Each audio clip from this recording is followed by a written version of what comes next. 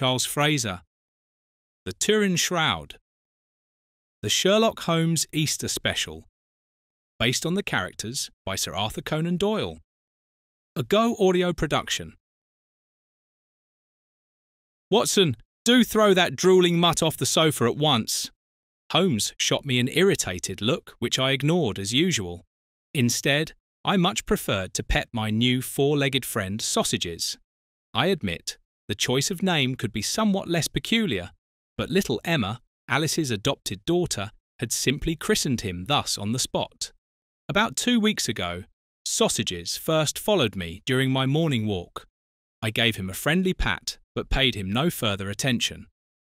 The next day, the same thing happened, and on the third day, he was already sitting in front of our house on Baker Street, essentially picking me up for our walk. So I promptly decided to provide shelter to the sweet little rascal until someone would report him missing.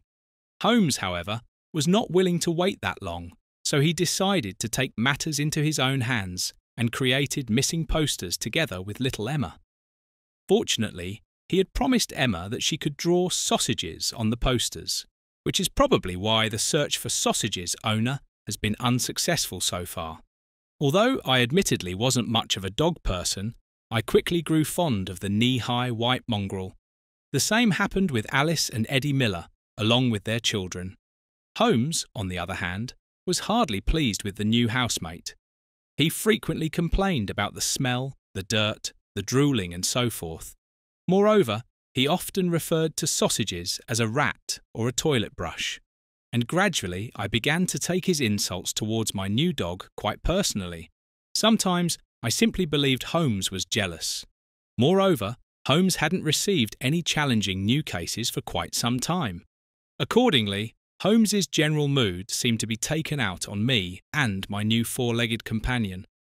"We could try placing an advertisement in the newspaper," Holmes continued, looking at me as if this was the idea of the century.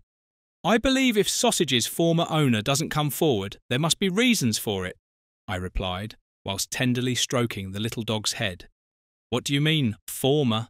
The dog is only being tolerated by me temporarily, and that's only because I am an extremely pleasant and tolerant character." I had to laugh at that. For Holmes to describe himself as patient and pleasant bordered on pure cynicism. He snorted angrily. "The dog must go, and quickly. According to our tenancy agreement, pets are not permitted."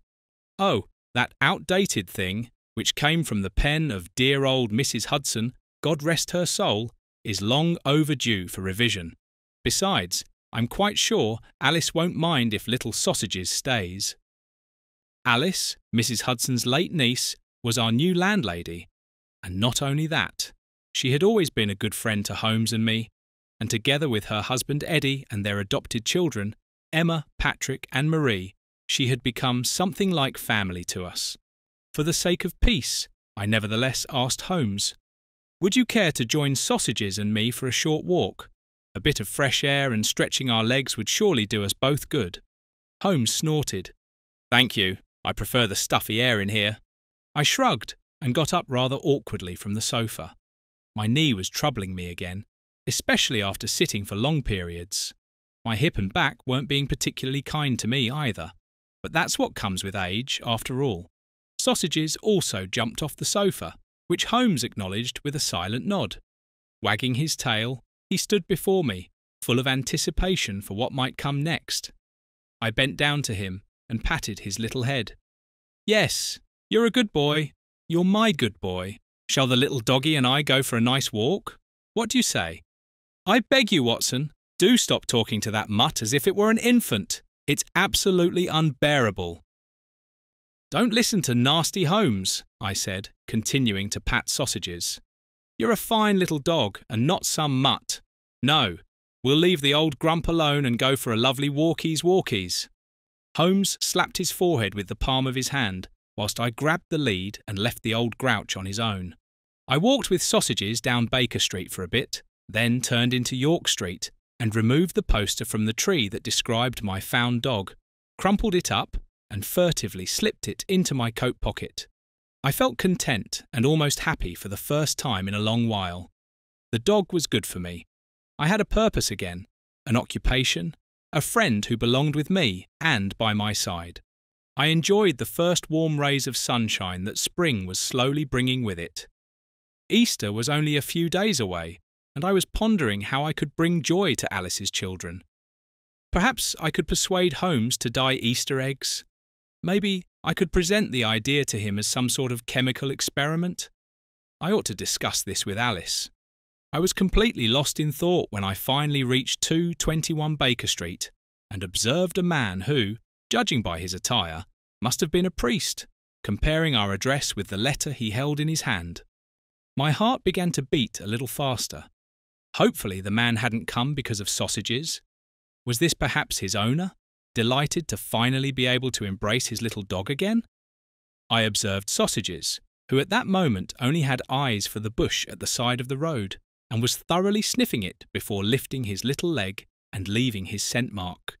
I decided to approach the man and speak to him. "Excuse me, perhaps I can be of assistance?" As I did so, I carefully observed the priest to see how he would react to Sausages, but to my relief, he paid no attention whatsoever to the dog. The priest looked me up and down for a brief moment and then said, "I'm looking for 221B Baker Street. However, the house number here only shows 221. Would you happen to know if I'm in the right place?" I smiled and nodded. "Yes, you are. I live here at 221B. May I ask whom you're here to see?" "Then you must be Sherlock Holmes." "Oh, it's an honour, Mr. Holmes." No, I interrupted the man. "I am his flatmate, Dr. Watson. Please do come with me. I'll take you to Mr. Holmes." The man followed me gratefully. I just hoped that Holmes's mood might have improved somewhat in the meantime. At the same time, I wondered what the priest could want from Holmes. Perhaps a new case. Probably a candle had been stolen from a grave. Holmes would go ballistic. When I entered our flat with the priest, Holmes didn't even consider it worth the effort to look up. Instead, he just grumbled. "You're back already? You could have enjoyed your walk for much longer." I cleared my throat loudly, which finally made Holmes look up from his reading. "And who might you be?" he asked in an unfriendly tone, clearly assuming this would be just another boring case unworthy of Holmes's attention.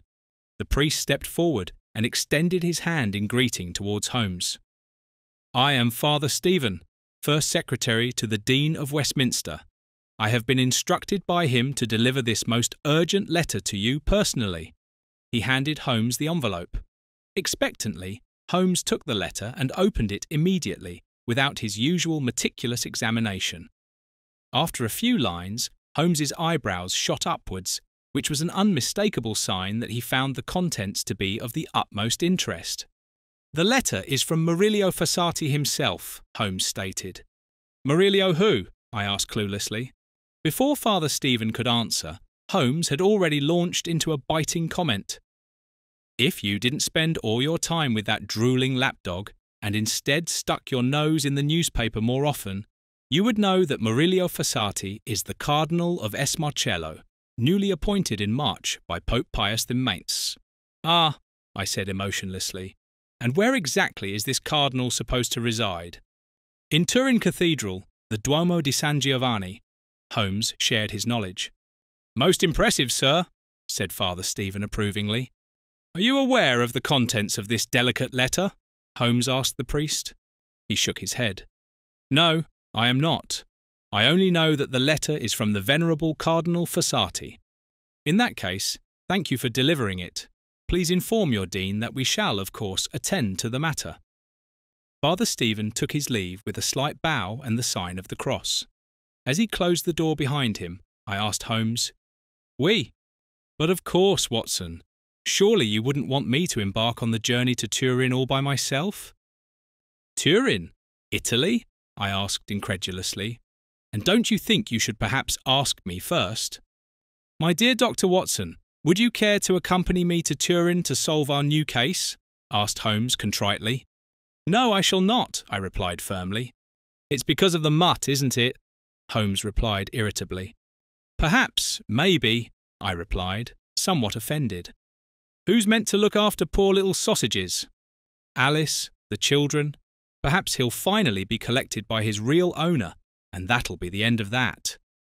Holmes shrugged. Who knows? That would suit you just fine, I said, slightly irritated. There must be a reason why Sausages ran away from home and is now where he is, namely, with me. But Dr. Watson, Holmes tried more conciliatorily this time, he'll want for nothing with Alice and the children. Perhaps he's already missing his master and feeling sad. Such feigned sympathy for my dog? Holmes, you're pathetic, and all just so that I'll accompany you. At that moment, Alice came through the door. She immediately raised her hands in a placating gesture. Quiet, both of you, she said firmly. You two squabblers can be heard arguing throughout the entire stairwell and beyond. What's it about this time? She asked wearily, throwing Sausages a knowing look. And what did that priest want from you, who just left my house?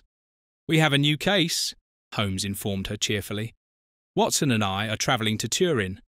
We most certainly will not, I replied stubbornly. At least I won't. Turin? At your age? But this journey will be far too arduous for both of you, Alice said with conviction. My dear Alice, you have no idea how many journeys Watson and I have undertaken, some of them quite arduous indeed.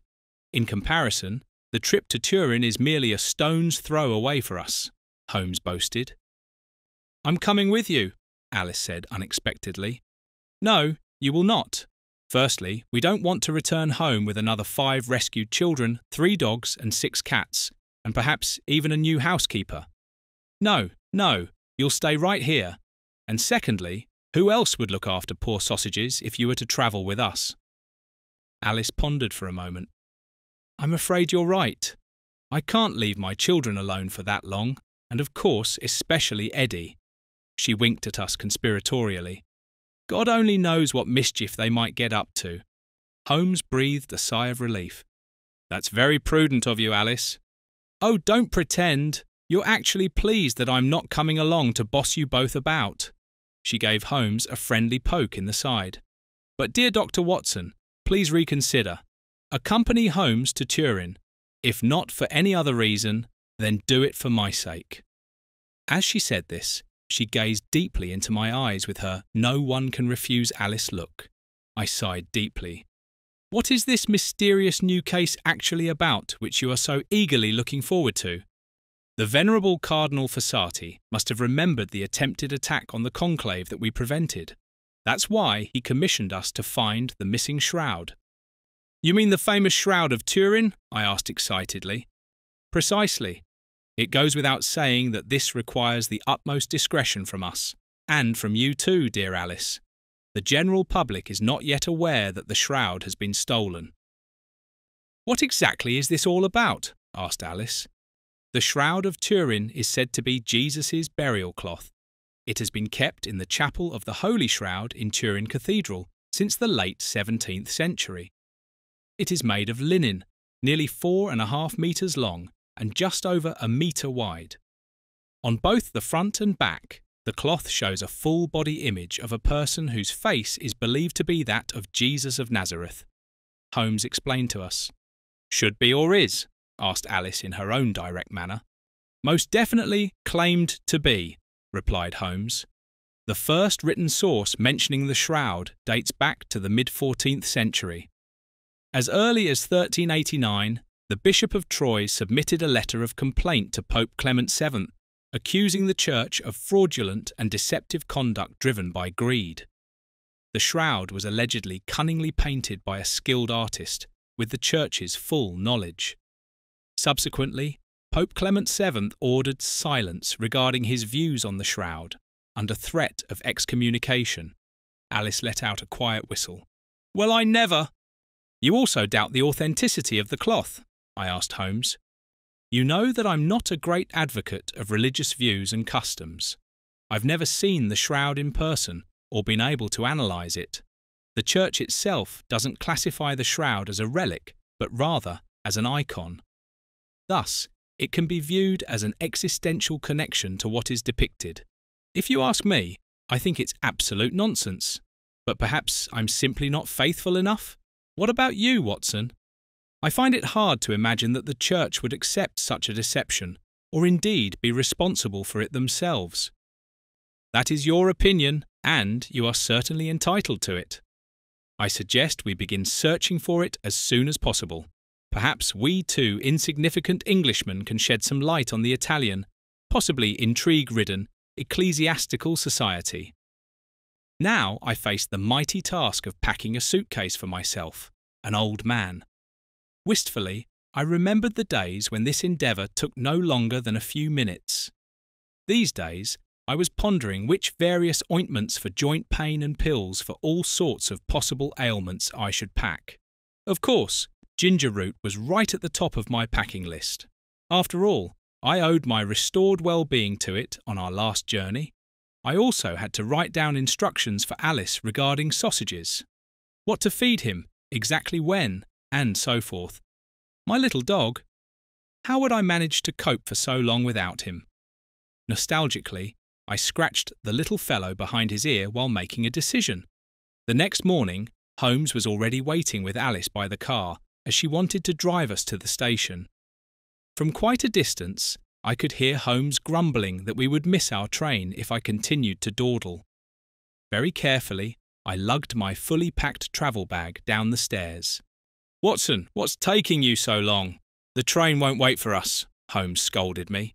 Alice wanted to help me with my heavy bag straight away, but I declined like a gentleman and placed the bag next to me on the car's back seat. "Whatever in the world have you packed, Watson?" Holmes shook his head in utter bewilderment. "You'll be grateful when some ailment troubles you again, and I have the proper remedy at hand." "Most commendable, Doctor," Alice agreed with me. Holmes drew in a sharp breath, but refrained from making a fitting response.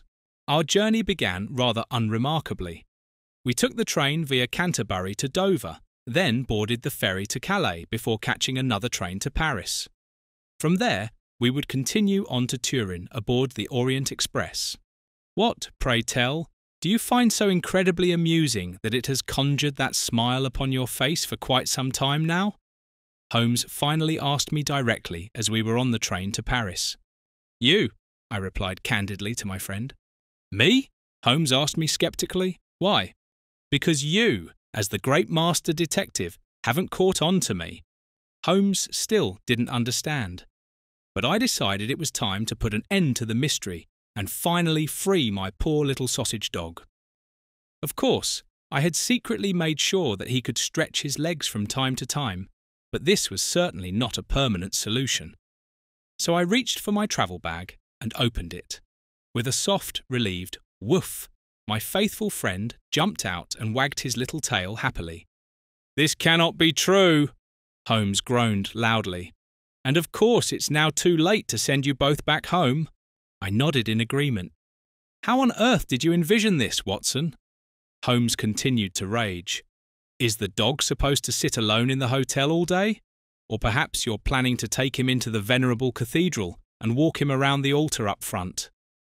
Fortunately, at that very moment, the door to our train compartment opened and a middle-aged lady poked her head in. "I do apologise. I wasn't aware this compartment was already occupied." I seized the opportunity and said to her, "But madam, I implore you, we have plenty of room here. Please do join us." Holmes rolled his eyes, but at least his tirade had subsided due to the circumstances. "What a sweet little dog you have there." The woman praised my sausages while smoothing down her skirt. She glanced once more into her handbag, placed it beside her, and gave me her most enchanting smile. "May I pet him?" she then asked. "But of course, he doesn't bite," I said, feeling flattered. She tenderly patted Sausage's little head. "I'm a true animal lover, you see, and I like men who, just like me, have a soft spot for animals," she whispered to me whilst moving a bit closer. Was this lady actually flirting with me? I felt somewhat embarrassed and just smiled back. Holmes sat opposite us, leaning back with folded arms, observing us quite openly. There was silence for several minutes, and Sausages jumped onto my lap. It wasn't long before the lady began petting my dog again. Then, as if it were the most natural thing in the world, she placed her hand on my thigh. I found the situation uncomfortable, and the woman's behaviour too forward. Nevertheless, I felt rather flattered. It had been quite some time since a lady had flirted with me so brazenly. There was a knock at the door of our compartment, and the conductor entered. "Good day. Your tickets, please." Holmes had kept our tickets and handed them over immediately. The woman rummaged in her bag, and it took a brief moment until she finally found them. The conductor checked them and returned them to us. Then he turned to me. "Do you have a transport document for your dog?" I shook my head. "I'm terribly sorry. I hadn't thought about that at all." I was cross with myself. "Surely we can pay the fee for the document directly to you." Holmes came to my rescue and pulled out his wallet. The conductor became friendlier. "Of course, sir. However, I must inform you that small dogs must be kept in a transport box or basket. Do you have one with you?" Holmes looked at me sharply. I quickly said, "My bag, good man. My dog has space in the travel bag. Holmes, would you be so kind?" My friend was slowly but surely losing his patience. Brusquely, he pushed my bag towards me, while Sausages jumped from my lap, startling my admirer who dropped her handbag to the floor. I stepped forward and unfortunately caught Sausage's little paw, which caused him to let out a pain-filled yelp. Holmes quickly picked up the little dog. I was by his side immediately and examined his paw while the lady stroked him. "Nothing to worry about, old chap," I declared, whereupon Holmes quickly handed the dog back to me. "Your dog is already causing nothing but trouble," he stated grimly. "Well then, all's well that ends well. Have a pleasant journey," said the conductor, whom we had almost forgotten in the commotion, and took his leave. I took a deep breath to compose myself. Our female fellow passenger seemed to recover more quickly, for no sooner had the conductor disappeared from view than her hand was back on my thigh. I noticed myself tensing up automatically, but then she even began to tenderly stroke my leg. I sat bolt upright and silently sought Holmes's gaze, pleading for help. Holmes, however, appeared quite relaxed and was visibly amused by the spectacle unfolding before him. But then my seat neighbour's hand began wandering higher and higher. My eyes widened, and I could see Holmes struggling to maintain his composure. I felt myself growing terribly hot, and my face must have turned bright red. "We've arrived," Holmes said suddenly, but this still didn't prompt the lady to remove her hand from my lap. I hastily stood up and muttered some sort of apology. "I haven't even told you my name yet," the intrusive woman whispered in my ear. "I'm Camilla. I would be delighted if we could meet again soon." She took her handbag and rummaged through it. "Just a moment, please. I'll give you my address. Perhaps you'd like to come and visit me sometime." "Not necessary," I protested, and Holmes smugly added, "If fate wills it, you shall meet again." "Help! I've been robbed!" she suddenly shrieked, contrary to what I had expected. Her face turned deathly pale, and she began to stammer. "My purse! Someone has stolen my wallet. It's gone." "Do calm down first," Holmes tried to appease her. "It probably fell out of your bag earlier during the incident with the dog." Together, the three of us began searching the floor. We also scoured all the crevices of the seats, but the purse remained missing. "Are you absolutely certain that you even had it with you?" Holmes pressed. 100%, came the lady's confident reply. "I actually saw my purse when my bag fell down. I put it back in my handbag and placed it beside me again." "Therefore, there is only one explanation," said Holmes. "And what would that be? The purse can't just disappear on its own, can it?" said the woman. "Precisely," Holmes replied. "That's why there can only be one perpetrator, or let's call him a thief. It was the conductor." "The conductor?" the woman and I exclaimed in unison. "But as a conductor, one is surely a trustworthy person," I said with conviction. "Do you really believe you're suspecting the right person?" "That's not up for debate," Holmes replied sternly. "And it doesn't take a master detective to put two and two together. If you haven't taken the purse and I don't have it, only the conductor can be left as the culprit. Come on, Watson, grab your bag. Madam, please come with us. We'll get off quickly to confront the conductor straight away." Hastily, I put the Sausages in my travel bag and tried to quickly yet carefully manoeuvre it out of the train behind Holmes. We took a few steps back from the platform to make absolutely certain we wouldn't miss the conductor when he left the train. Fortunately, this was the terminus. It took only a few minutes before the conductor left the last carriage. Holmes took up pursuit and hurried after him with quick strides. When he was roughly level with the thief, he planted his walking stick far to the right, thus tripping the man. He fell unexpectedly flat on his face, full length on the ground. Camilla and I hurried over to the two of them. Holmes was already helping the man back to his feet, apologising what felt like 100 times, whilst brushing the dust off the man's uniform with his hands. A skilled reach into the conductor's breast pocket finally produced a pink purse bearing the initials CSP. Holmes held it under the thief's nose and asked, "Is this yours, or did you nick it from the lady's pocket in our compartment?" The man was too perplexed to give Holmes any sort of answer. So we handed the thief over to the railway police. To show her gratitude, Camilla gave Holmes and me a peck on the cheek and slipped her address into my coat pocket.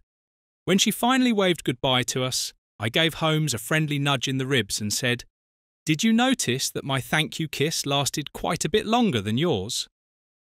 "I did notice that," Holmes agreed with me. After a while, he said, "But I noticed a lot more about Camilla, didn't you? She was rather flirtatious. That's not really my style.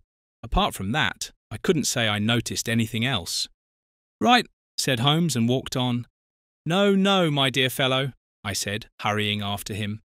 "You're not going to brush me off with your simple good. Tell me at once what you noticed about Camilla." Holmes stopped and turned to face me. "I bet you that Camilla used to be a Constantine." I needed a moment to process the words and reflect on what I had heard. "Are you suggesting Camilla is not what she seems?" I asked indignantly. "Yes, that's what I believe, Watson. Did you not notice the very prominent Adam's apple? And if you had looked the lady in the eyes, rather than bashfully at the ground, you would have noticed the cleanly shaved upper lip stubble. The lady's calves were quite telling, as were the large hands and broad shoulders. Oh, one notices quite a lot when paying proper attention." "You mean rather like with the burial shroud we're looking for?" I asked. "Exactly right, Watson. We shall see if it also turns out to be a sham." The rest of our journey proceeded quietly and without further incident. Nevertheless, we were both relieved when we finally arrived in Turin. We checked into a small guest house owned by the Leone couple. The guest house was located not far from the cathedral and had 6 charming little rooms for rent. Signora Leone was a plump woman in her mid-50s with a voice that could wake the dead. However, she radiated a warmth rarely seen. "Signor Watson, you and your little dog will have my largest room. It even has a small balcony, so the little one can get some fresh air," said Signora Leone while patting my sausage's head. I thanked the woman profusely, and Holmes and I immediately took our rooms, which were conveniently situated diagonally opposite each other. I set down my travel bag and lay on the bed exhausted. Sausages immediately jumped up beside me and snuggled under my arm. Alice wasn't entirely wrong in her assertion that this journey would be too strenuous for 2 elderly gentlemen. A certain sadness came over me when I realised that this was likely indeed my final major journey. I was deep in my thoughts, reminiscing about the adventures and travels with Holmes, when a loud knock brought me back to the here and now. Wearily, I lifted myself from the soft pillows and finally opened the door. Holmes stood before me, fully dressed. "Are you finally ready, Watson?" "I haven't even unpacked yet," I stammered sheepishly. But Holmes waved this aside. "You can deal with that later. Come on now. We're heading straight to the cathedral to call on the Cardinal." "Today?" I asked in horror. "It's already getting dark." "We're not here on holiday, Watson. Have you forgotten that already? Come along now. Take your coat and hat, and for heaven's sake, leave that mutt here." I muttered quietly to myself, but of course I knew that I couldn't take my little dog into the church. We walked the short distance on foot until we reached the Piazza San Giovanni. The cathedral, together with the castle, formed an impressive architectural ensemble. We entered the basilica and immediately spotted a man at the altar up front. Holmes and I headed straight towards him, and Holmes asked, "Buonasera, Could you perhaps help us? Where might we find the venerable Cardinal Fossati? The man smiled at us and said, "If it isn't the two detectives from London, Mr. Holmes and Dr. Watson, I bid you welcome." He extended his hand and continued, "I am Cardinal Fossati, and it gives me great pleasure to know you are both here in Turin. Your Eminence, how fortunate to find you here straight away. We received your letter and set off immediately," said Holmes. "Did you have a pleasant journey?" the Cardinal inquired. "Apart from one rather insignificant incident, yes. But shall we get straight to the matter at hand? Your shroud?" asked Holmes. The Cardinal glanced around nervously and nodded. Then he whispered, "But not here. Would you kindly follow me?" We followed the Cardinal up a flight of stairs directly behind the crossing, arriving at the chapel that normally housed the shroud. The chapel itself was made of black marble. We walked up to the altar where Cardinal Fossati showed us a silver shrine. "This is where we keep the shroud. As you can see for yourself, it's currently empty." Fossati shook his head, bewildered and sad. "Is the shroud usually guarded? I mean, can anyone just walk in and look at it?" I asked. "No, the chapel is always locked. The shroud is only shown to the public on selected occasions," said the Cardinal. "Who else besides yourself has a key to the chapel?" asked Holmes. "Two of my closest confidants, Father Milani and Father Spina. But it couldn't possibly have been either of them. First and foremost, because I simply cannot believe under any circumstances that they would be capable of such a thing. Moreover, Father Milani was conducting Holy Mass with me when it must have happened, and Father Spina was in bed with the flu." "Where can we find the pastors? We would like to have a word with them," said Holmes. "Come back here tomorrow morning around 10 o'clock. They will both be here then." Holmes turned away from the Cardinal and began meticulously examining the door and lock for any signs of forced entry. Then he took another look at the silver shrine. "How long has the cloth been missing?" he asked. "Exactly 10 days ago today," sobbed the Cardinal. "It's a catastrophe. Easter Sunday is in 3 days. The cloth must be back in its place by then at the latest. The public expects the cloth to be displayed at Easter." Holmes nodded. "Pardon my question, Your Eminence," I said, "but why don't you simply inform the public about the theft?" The Cardinal's eyes widened. "That's impossible," he croaked.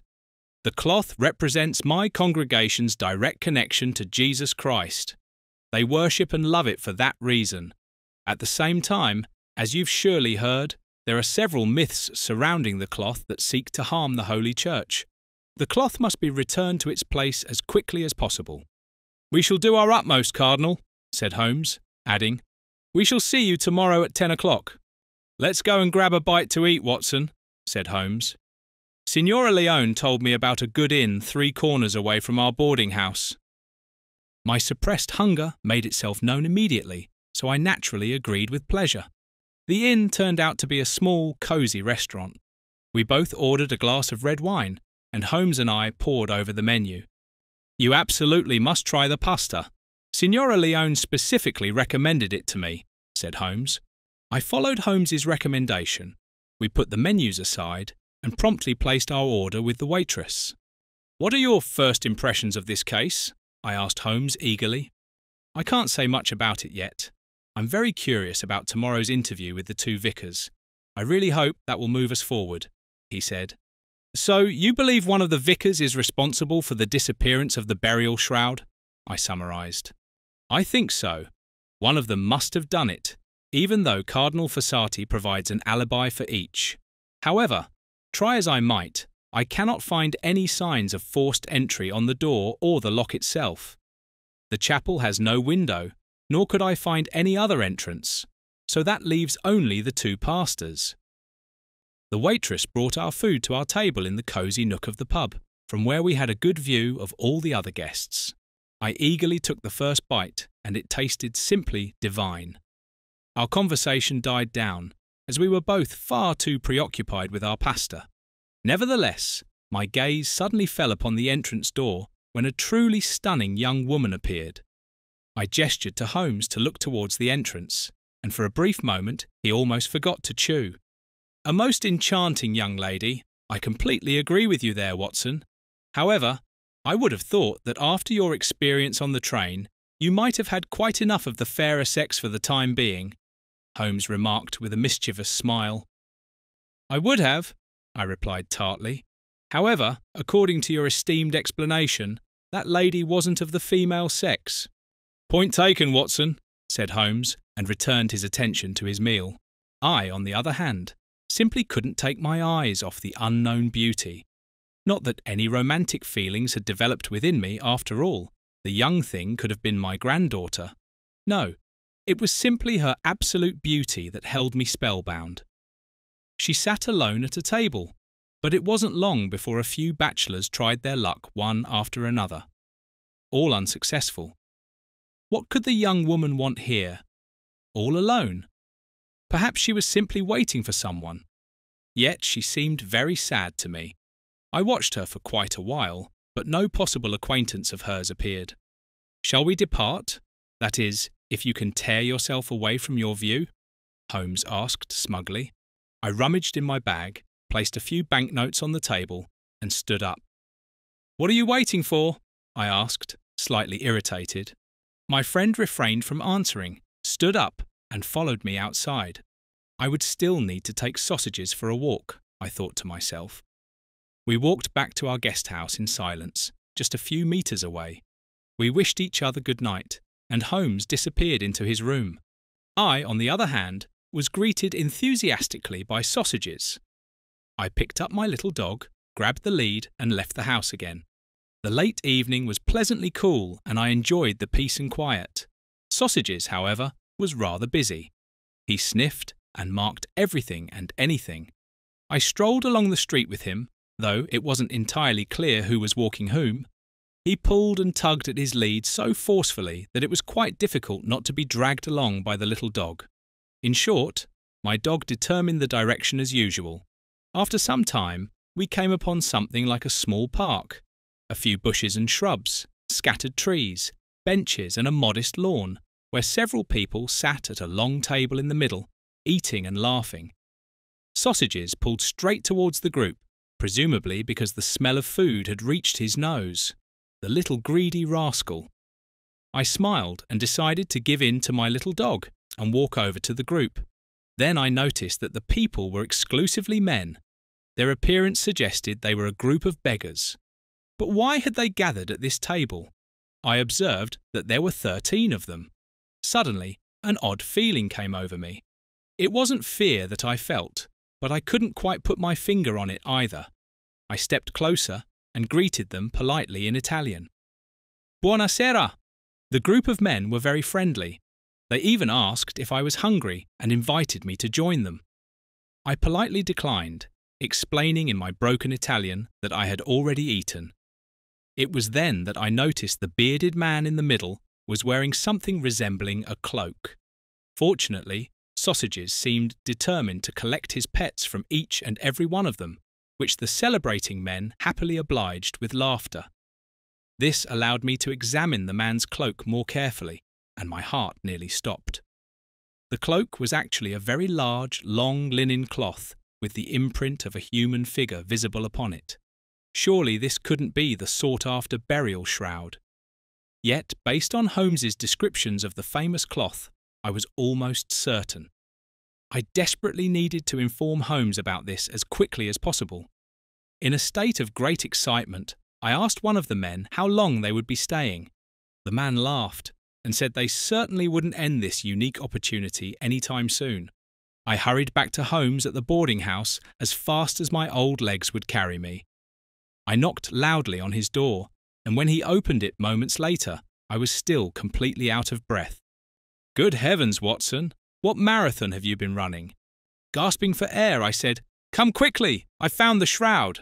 Holmes, who fortunately was still wearing his day clothes, didn't hesitate for long, grabbed his coat and hat, and hurried out of the boarding house with me.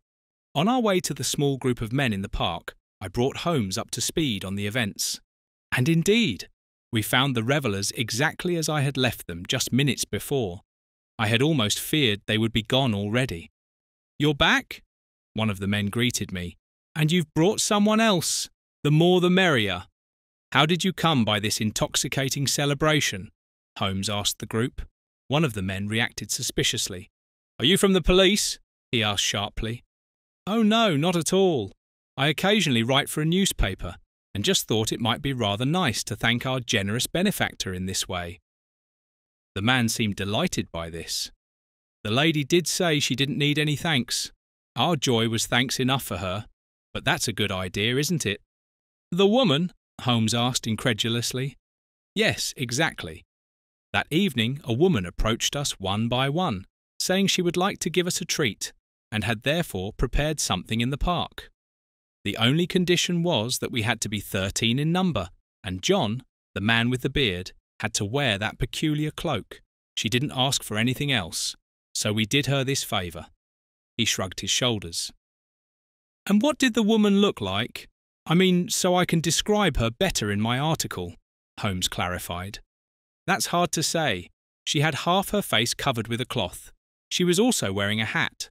But I believe she was quite young, had a good figure, perhaps in her late 20s. The man concluded his statement. May I take a closer look at this cloak?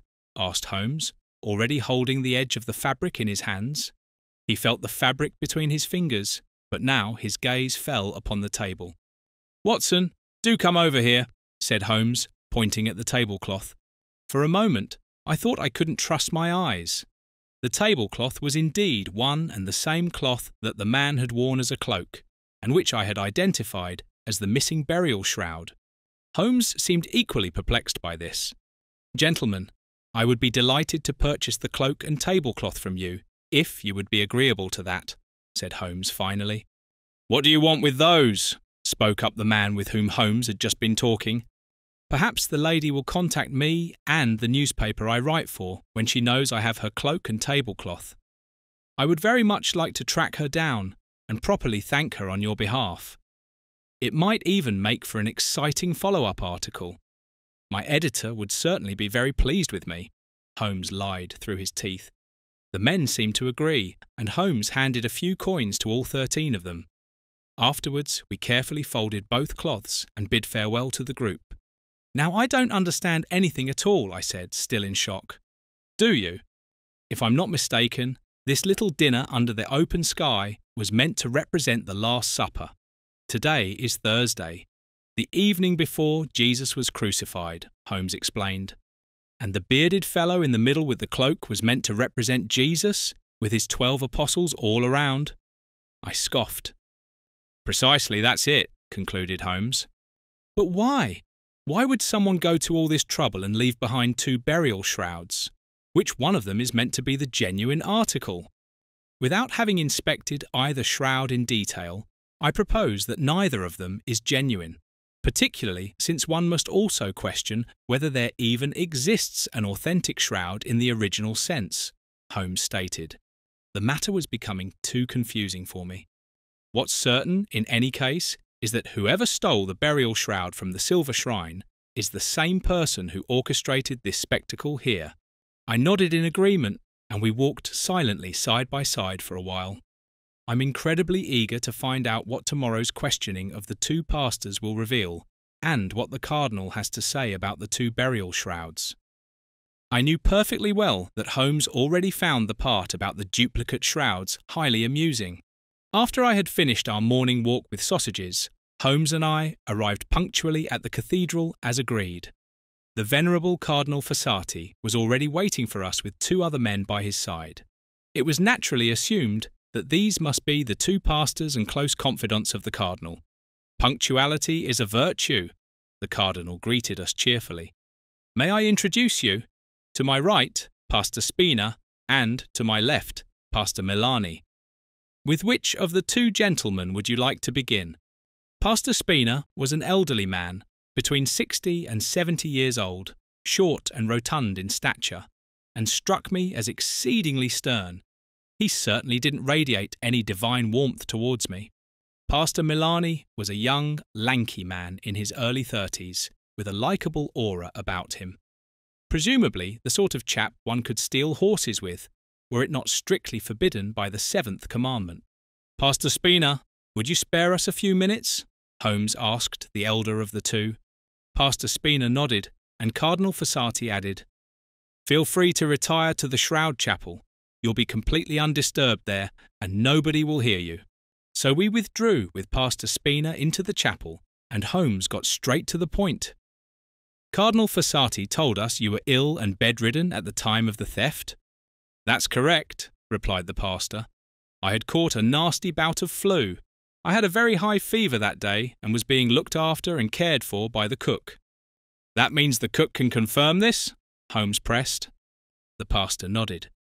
"Besides the Cardinal and Pastor Milani, you possess a key to this chapel.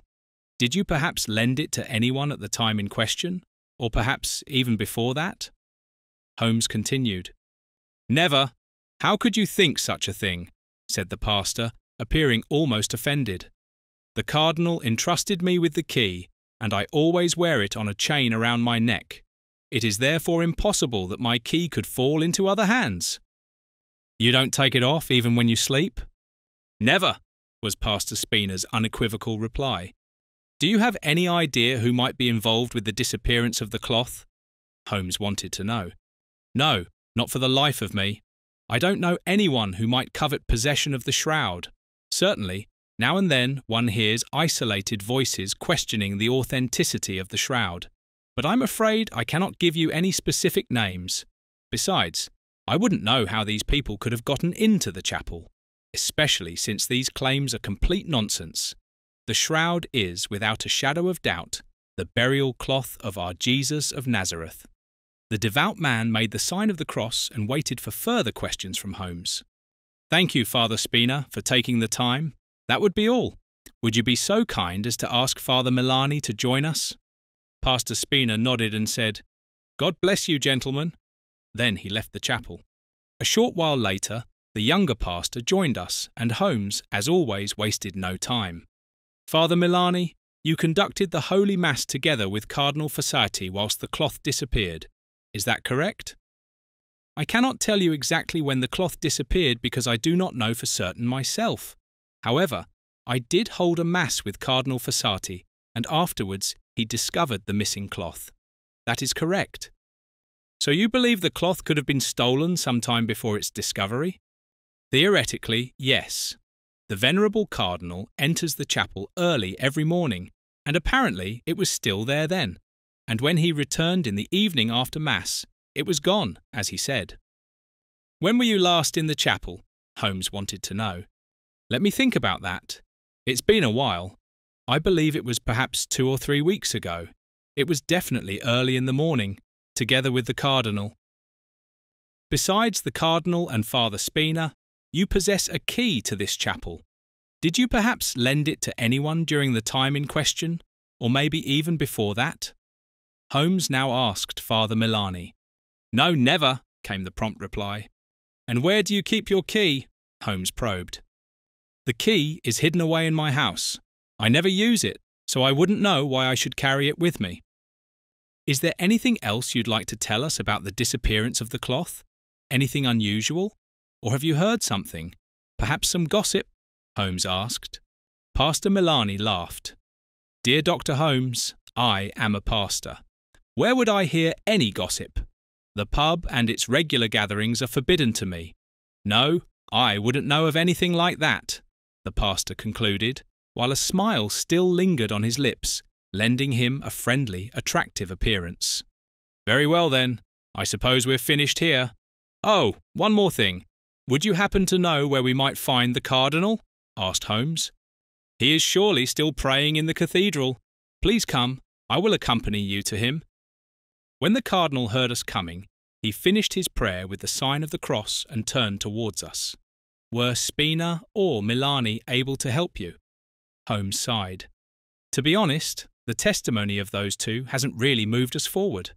However, Dr. Watson and I witnessed an incident late last night that might also interest you."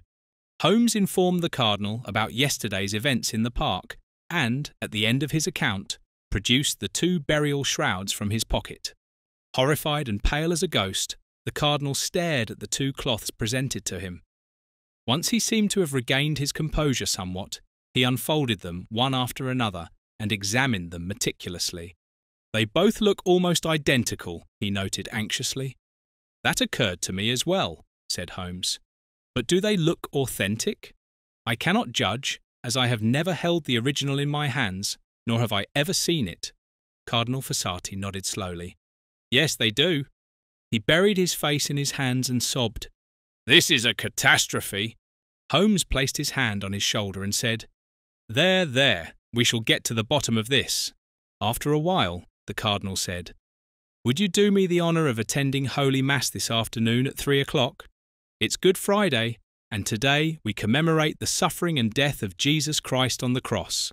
Reluctantly, Holmes agreed, and I asked the Cardinal, Will you be conducting the Mass yourself? Of course, together with Father Spina and Father Milani. Holmes and I bid farewell to Cardinal Fossati and decided to return to our boarding house. Holmes said he needed some quiet time to think, whilst I preferred to spend the free time until 3 o'clock with my little dog. As we strolled back to the cathedral just before 3 o'clock, Holmes wasn't particularly eager to arrive on time on this occasion.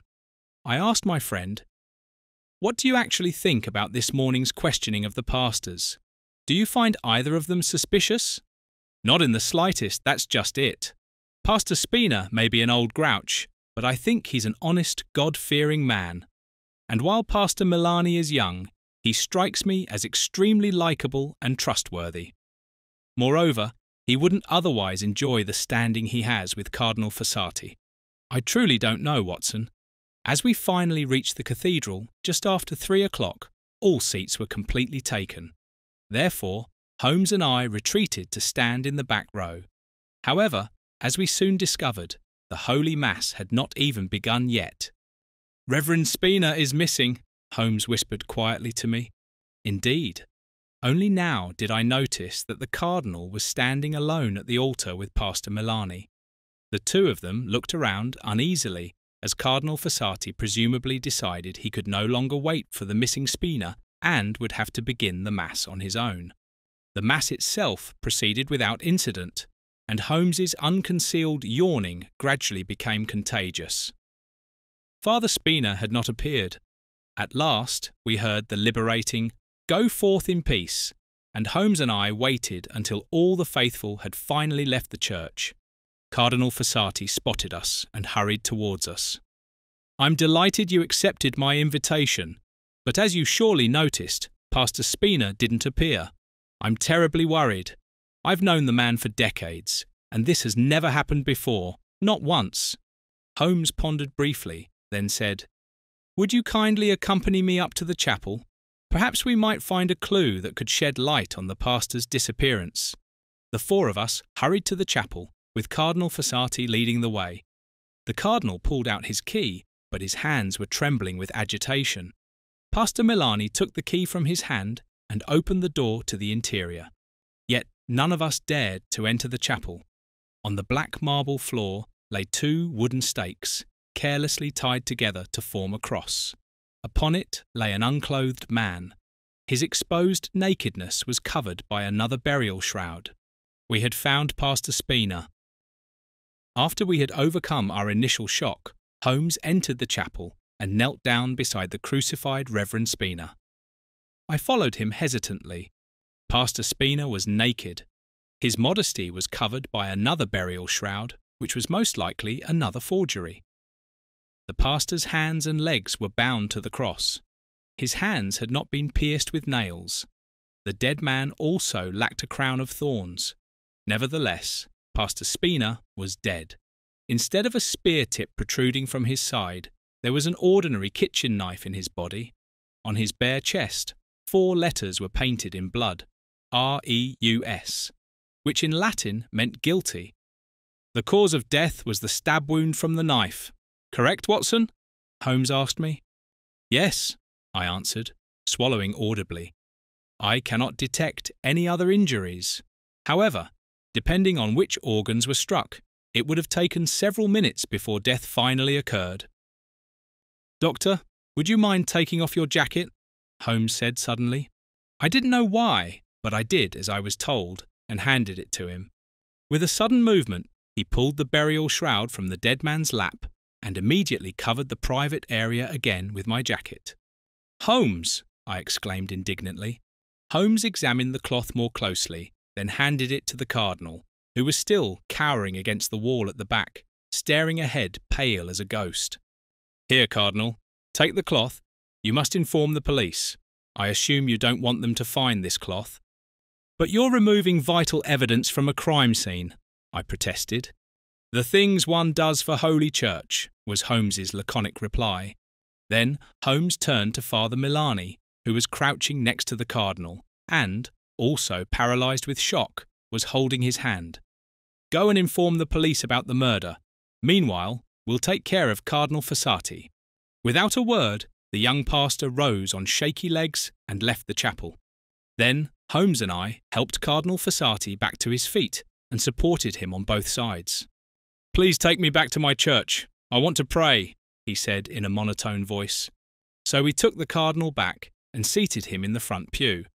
The Cardinal immediately fell to his knees, clasped his hands, bowed his head, and became absorbed in prayer. Holmes and I stayed for a while longer and watched over the Cardinal, just to make sure he wouldn't topple out of the pew. Come, Watson, let's go. I'd rather not encounter the police and have to answer their rudimentary questions.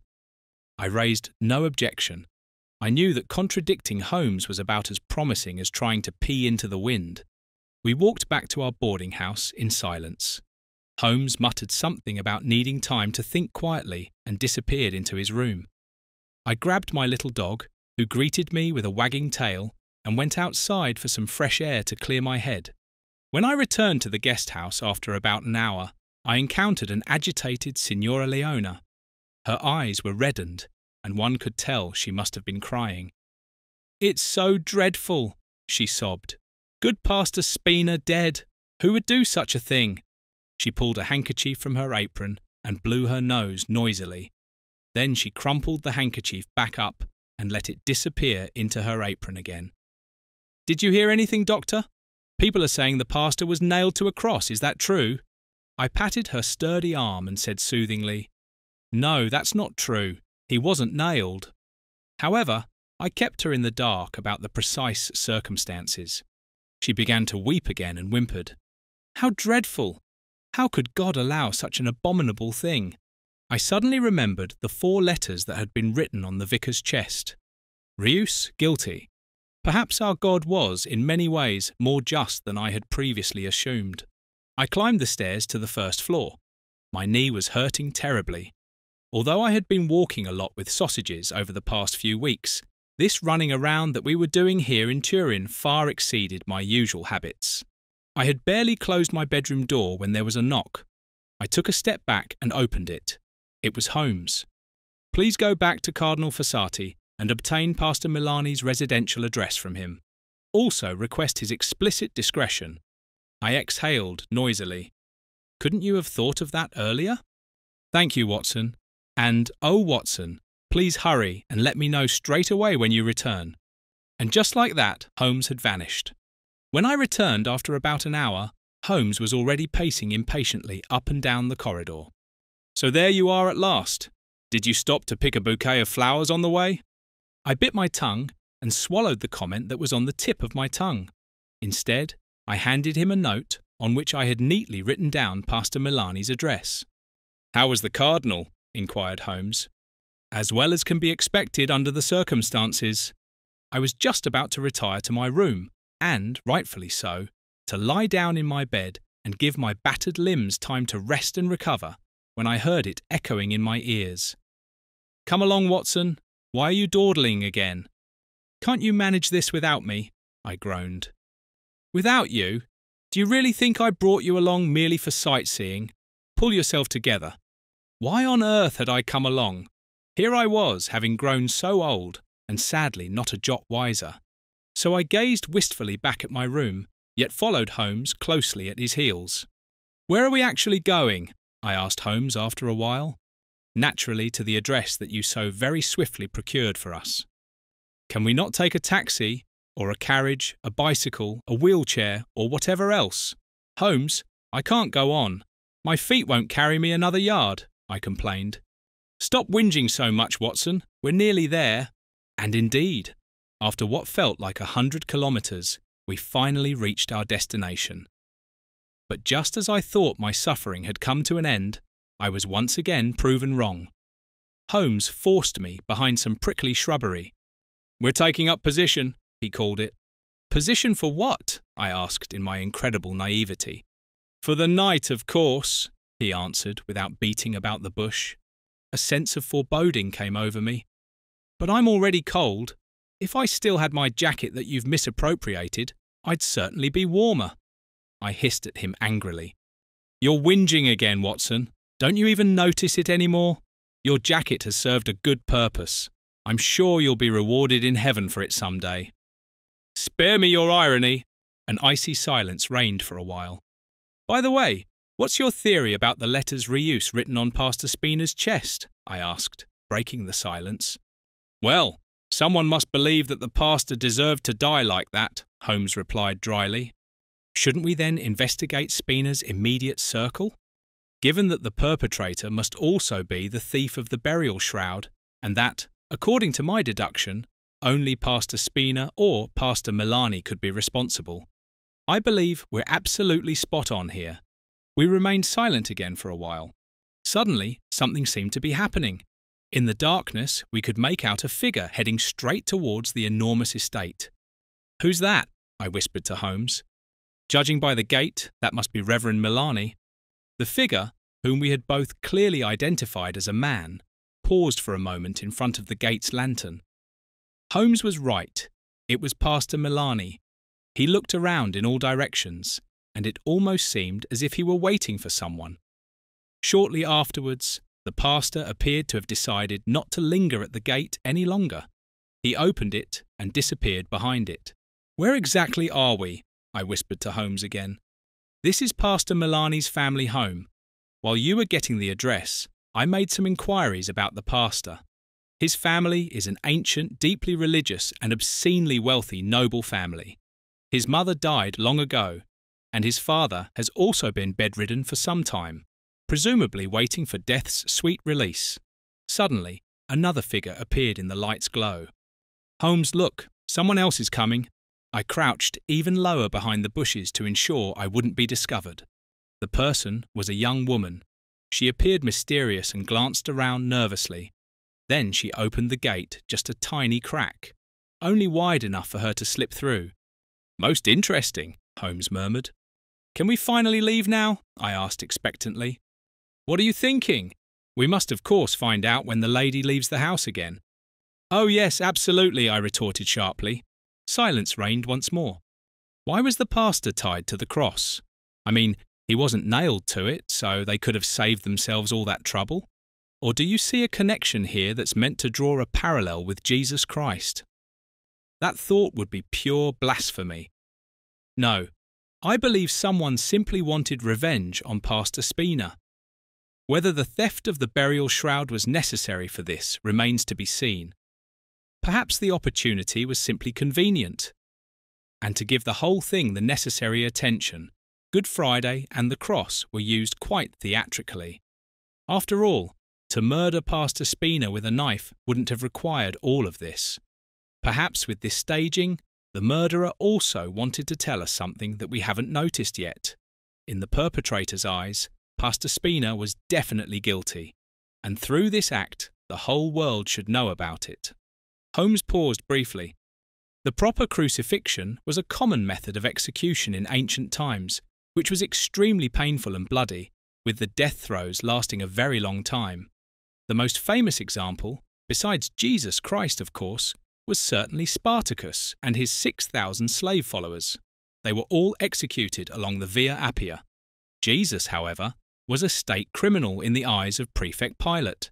Jesus had sought dominion over the Jews and thus challenged the authority of the Roman emperor. Through Jesus' demonstrative execution, they aimed to strike at the Jews' messianic expectations whilst deterring any potential insurgents. Jesus was first scourged with 40 lashes from a whip that had small bone and iron fragments attached to its ends. Afterwards, Jesus, bound to a crossbeam, was driven to Golgotha and nailed to a T-shaped cross. The nails were driven between the small bones of his wrists to prevent the palms from tearing between the fingers. His crossed legs could be secured with a nail through the instep. Death on the cross typically occurred through suffocation or circulatory collapse. Breaking the lower legs could hasten death. However, this method was not used on Jesus. Finally, Jesus died on the cross after a 3-hour death struggle. I let Holmes's account of Jesus' crucifixion properly sink in for the first time and allowed his words to affect me. The hours passed by. Dawn slowly began to break, and every few minutes my head would droop to my chest from sheer exhaustion, my eyes falling shut. Suddenly, Holmes jabbed me in the side. I looked up, startled. And indeed, there was movement at the gate. The young woman slipped back through the narrow gap onto the street. She looked around in all directions and pulled her hood deep over her face. Then she hastily disappeared down the street. "Shall we pursue her?" I asked drowsily. "Yes, we should. However, I must confess to my own regret that I'm too tired for that. And so are my old bones."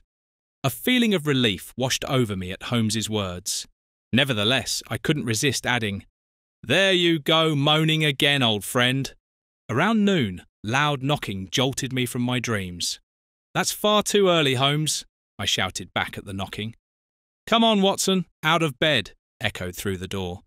I took another deep breath and stretched thoroughly before peeling myself out of the cosily warming blanket and heaving my wrinkled, age-spotted legs out of bed. "Watson, what's keeping you?" I heard Holmes call impatiently once again. "Suffered under Pontius Pilate," shot through my mind, and instantly I knew exactly what the priest would say at my funeral. "Suffered under Sherlock Holmes!" I immediately felt ashamed of my blasphemous thoughts when it rang out again. "Watson!" I hurried to the door and opened it quickly before Holmes could threaten to break it down. "You're not even dressed yet," he scolded me. "I do apologise. In future, I shall sleep in my street clothes so as not to keep you waiting unnecessarily," I replied cynically.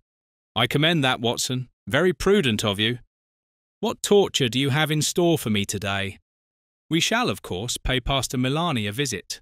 Furthermore, I would like to have a word with the Cardinal about the 3 burial shrouds." As Holmes informed me of his plans for the day, I was already dutifully getting dressed. "We can go, I'm ready." We found the pastor kneeling before the altar, deep in prayer.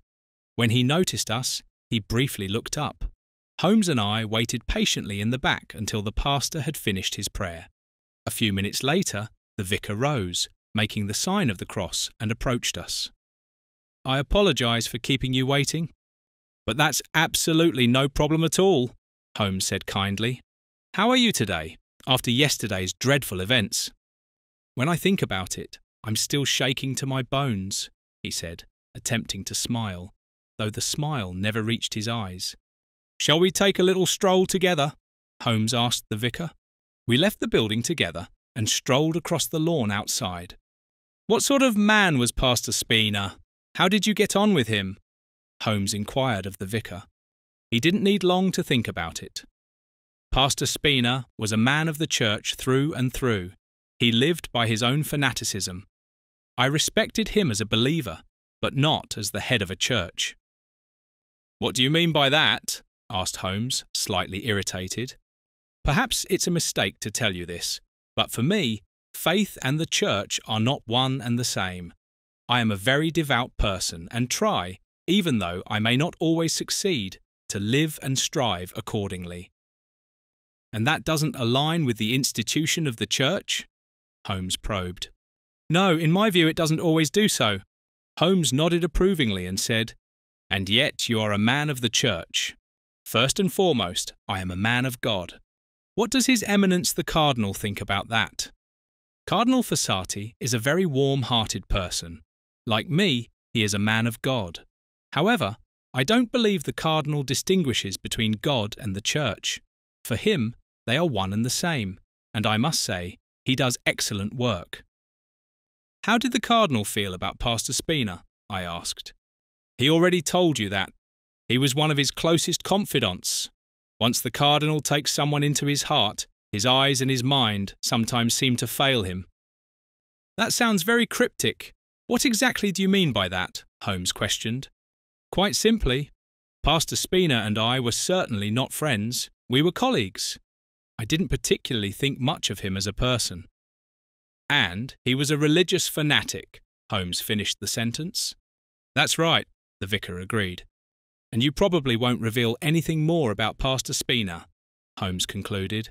Milani laughed. And once again, you're right. Holmes abruptly changed the subject again. Were you able to sleep at all last night?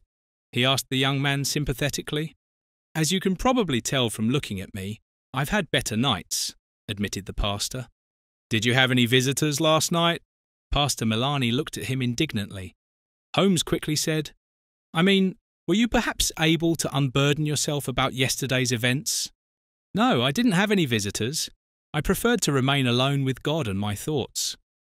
We walked silently beside each other for a few more steps. It seemed as though each of us was lost in our own private thoughts. Suddenly, Holmes stopped and pulled a small water bottle from his coat pocket. I looked at him in surprise, but he merely said to Pastor Milani, At your age, it's simply very important to stay hydrated. Then he gave me one of those looks that said, Shut your mouth, Watson. Holmes took a few sips, but continued to hold his open bottle in front of him. Then we walked on. After just a few steps, Holmes appeared to stumble badly, spilling the remaining contents, as luck would have it, directly onto Pastor Milani. I rolled my eyes and had to briefly turn away to avoid giving away Holmes's performance. Holmes, on the other hand, was immediately at Pastor Milani's side, fiddling with his handkerchief around Milani's shirt and collar. All the while, he showered the pastor with apologies. How clumsy of me! What a blundering fool I am! My leg simply gave way, just buckled beneath me. Must be age catching up with me. Please forgive me. I'm terribly sorry. The unsuspecting young man endured it all with a smile. But Mr. Holmes, it was only water after all. Please, it's really not a problem at all. You'd better go and put on something dry now. We're finished here anyway. Thank you 1,000 times. With these words, Holmes simply sent the young pastor away. Holmes grinned. The young pastor may be a man of God, but he still lied.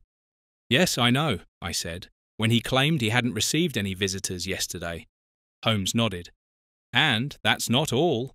Our devout, or should I say credulous, vicar is having a love affair. My mouth fell open. I don't believe it, Holmes. Just because someone receives a lady visitor late at night doesn't automatically mean they're having an affair. Perhaps the young woman was a good old friend. And he lied for a good old friend.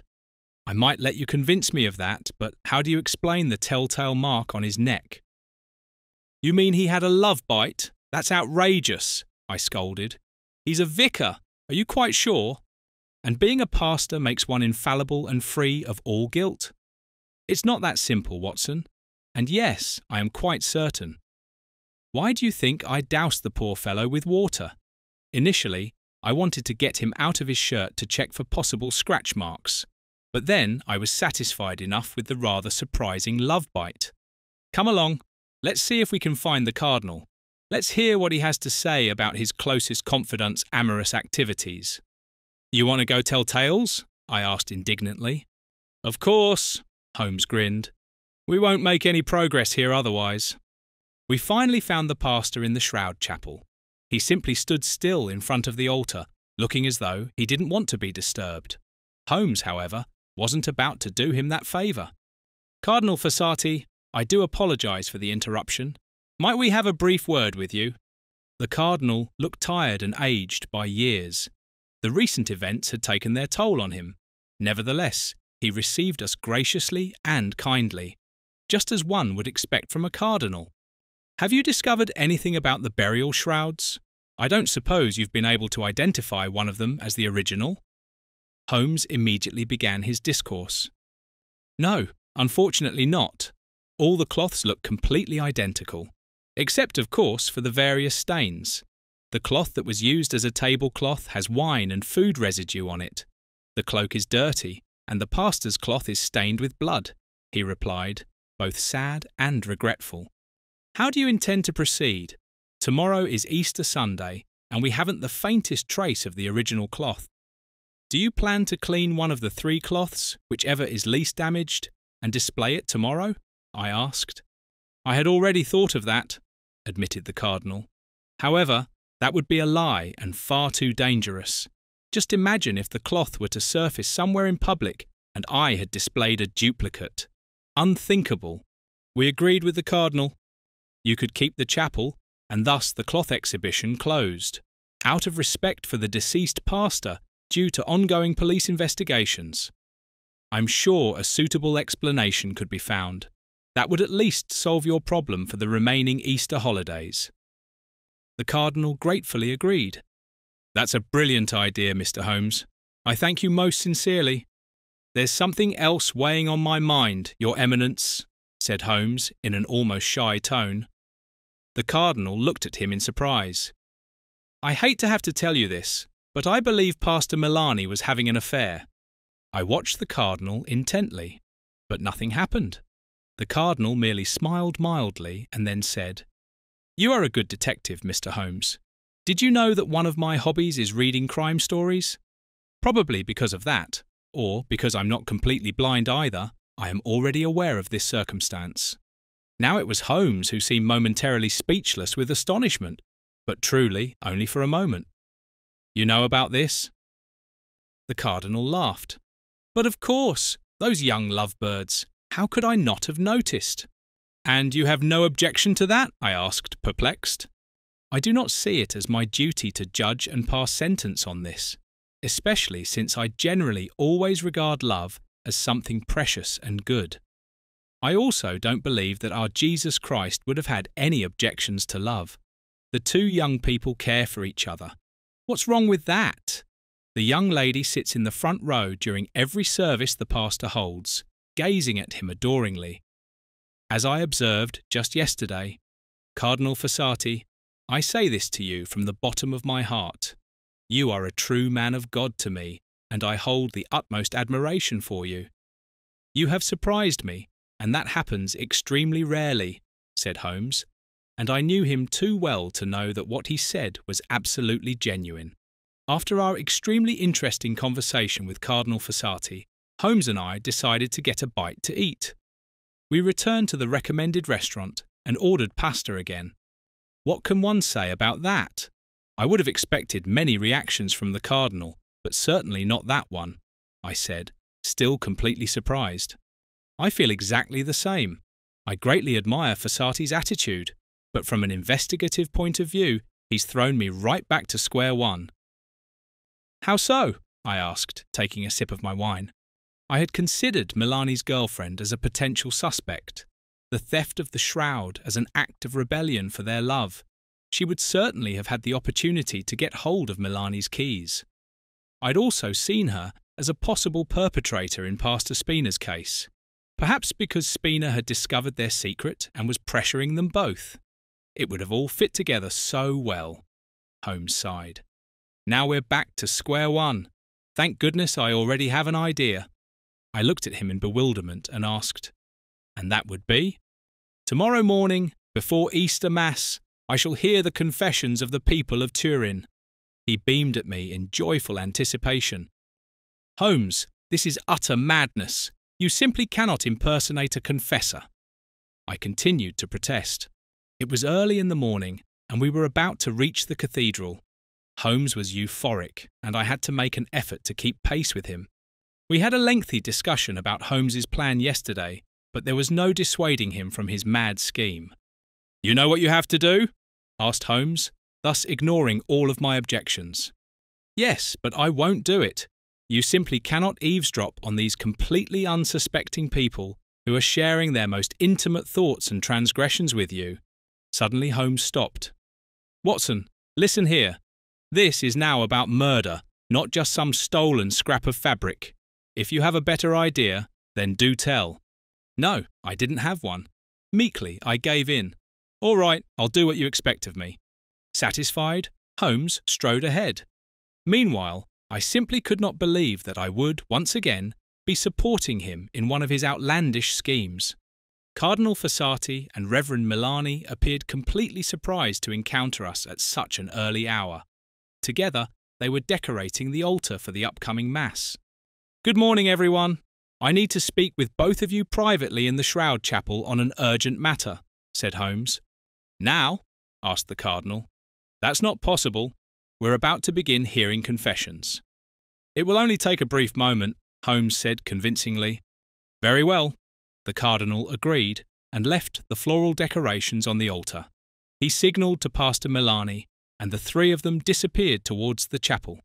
Holmes gave me a furtive wink, and I stealthily crept after the three of them.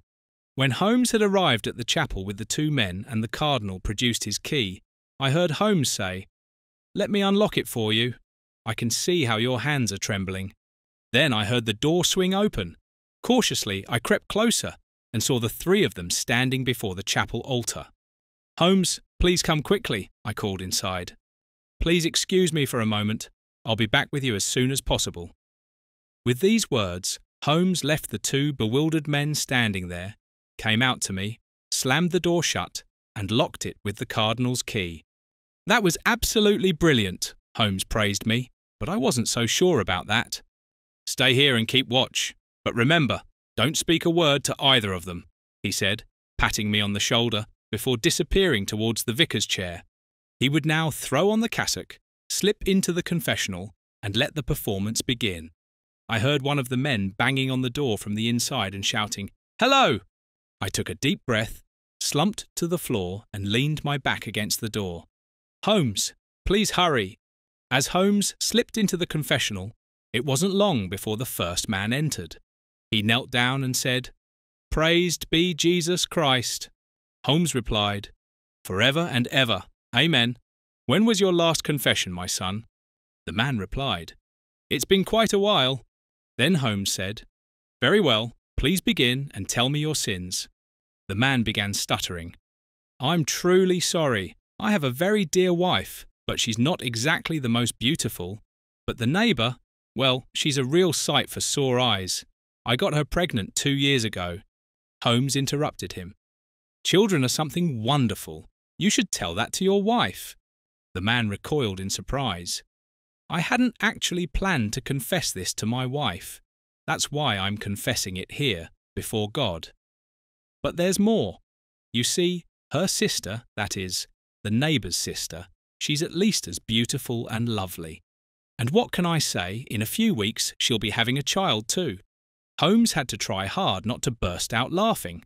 He would have loved to have smacked the prayer book on the confessor's head and dismissed him, but instead he said, "You are a womanizer, and through your adultery you have dishonoured your wife. You also have the honour of the neighbour and her sister on your conscience, having sullied and shamed them. As penance, I give you the following. Always provide for your illegitimate children, so that they never want for anything. Cherish your wife and fulfil her every wish." "But that's impossible," the man complained. "My wife desires jewels and diamonds. How could I ever afford that?" "Are you objecting to God's wishes? God is willing to absolve you of your sins, but you must meet him halfway. You'll simply have to work more. That way, you'll also have less time and opportunity for further dalliances. God, the merciful Father, has reconciled the world to himself through the death and resurrection of his Son, and has sent the Holy Spirit for the forgiveness of sins. Through the ministry of the Church, may he grant you pardon and peace. Thus I absolve you from your sins. In the name of the Father, and of the Son, and of the Holy Spirit." The man mumbled an incomprehensible Amen and left the confessional dejected. 1.5 hours later, Holmes returned to the chapel and relieved me. "How did you get on? Did you find out what you wanted to know?" I asked. "Not here," Holmes hissed at me whilst unlocking the chapel door. "What on earth were you thinking, locking us in here?" scolded the Cardinal. "I trusted you. I am utterly disappointed." "That was entirely my colleague's fault. I am inconsolable," replied Holmes. "My fault? I couldn't believe it. That was the last straw." The Cardinal glared at me furiously. "But he didn't do it on purpose, rather out of a sense of duty. I had to leave very urgently, and Dr. Watson simply thought the door needed to be locked again, completely forgetting about the two of you. A simple and regrettable misunderstanding." Holmes hastened to my defence. I could see in the Cardinal's eyes that he didn't believe Holmes's tall tale for a single second. Nevertheless, he seemed willing to forgive us. A thoroughly gracious man indeed. We arrived at the boarding house just in time for breakfast. Signora Leone had set a table for us, and it was a true delight to sit down and feast. This lavish Easter breakfast truly wanted for nothing. After I had finished my first roll, I finally said to Holmes, "You still haven't told me anything about your role as a confessor. Were you successful?" "Unfortunately not," he said, appearing somewhat dejected to me.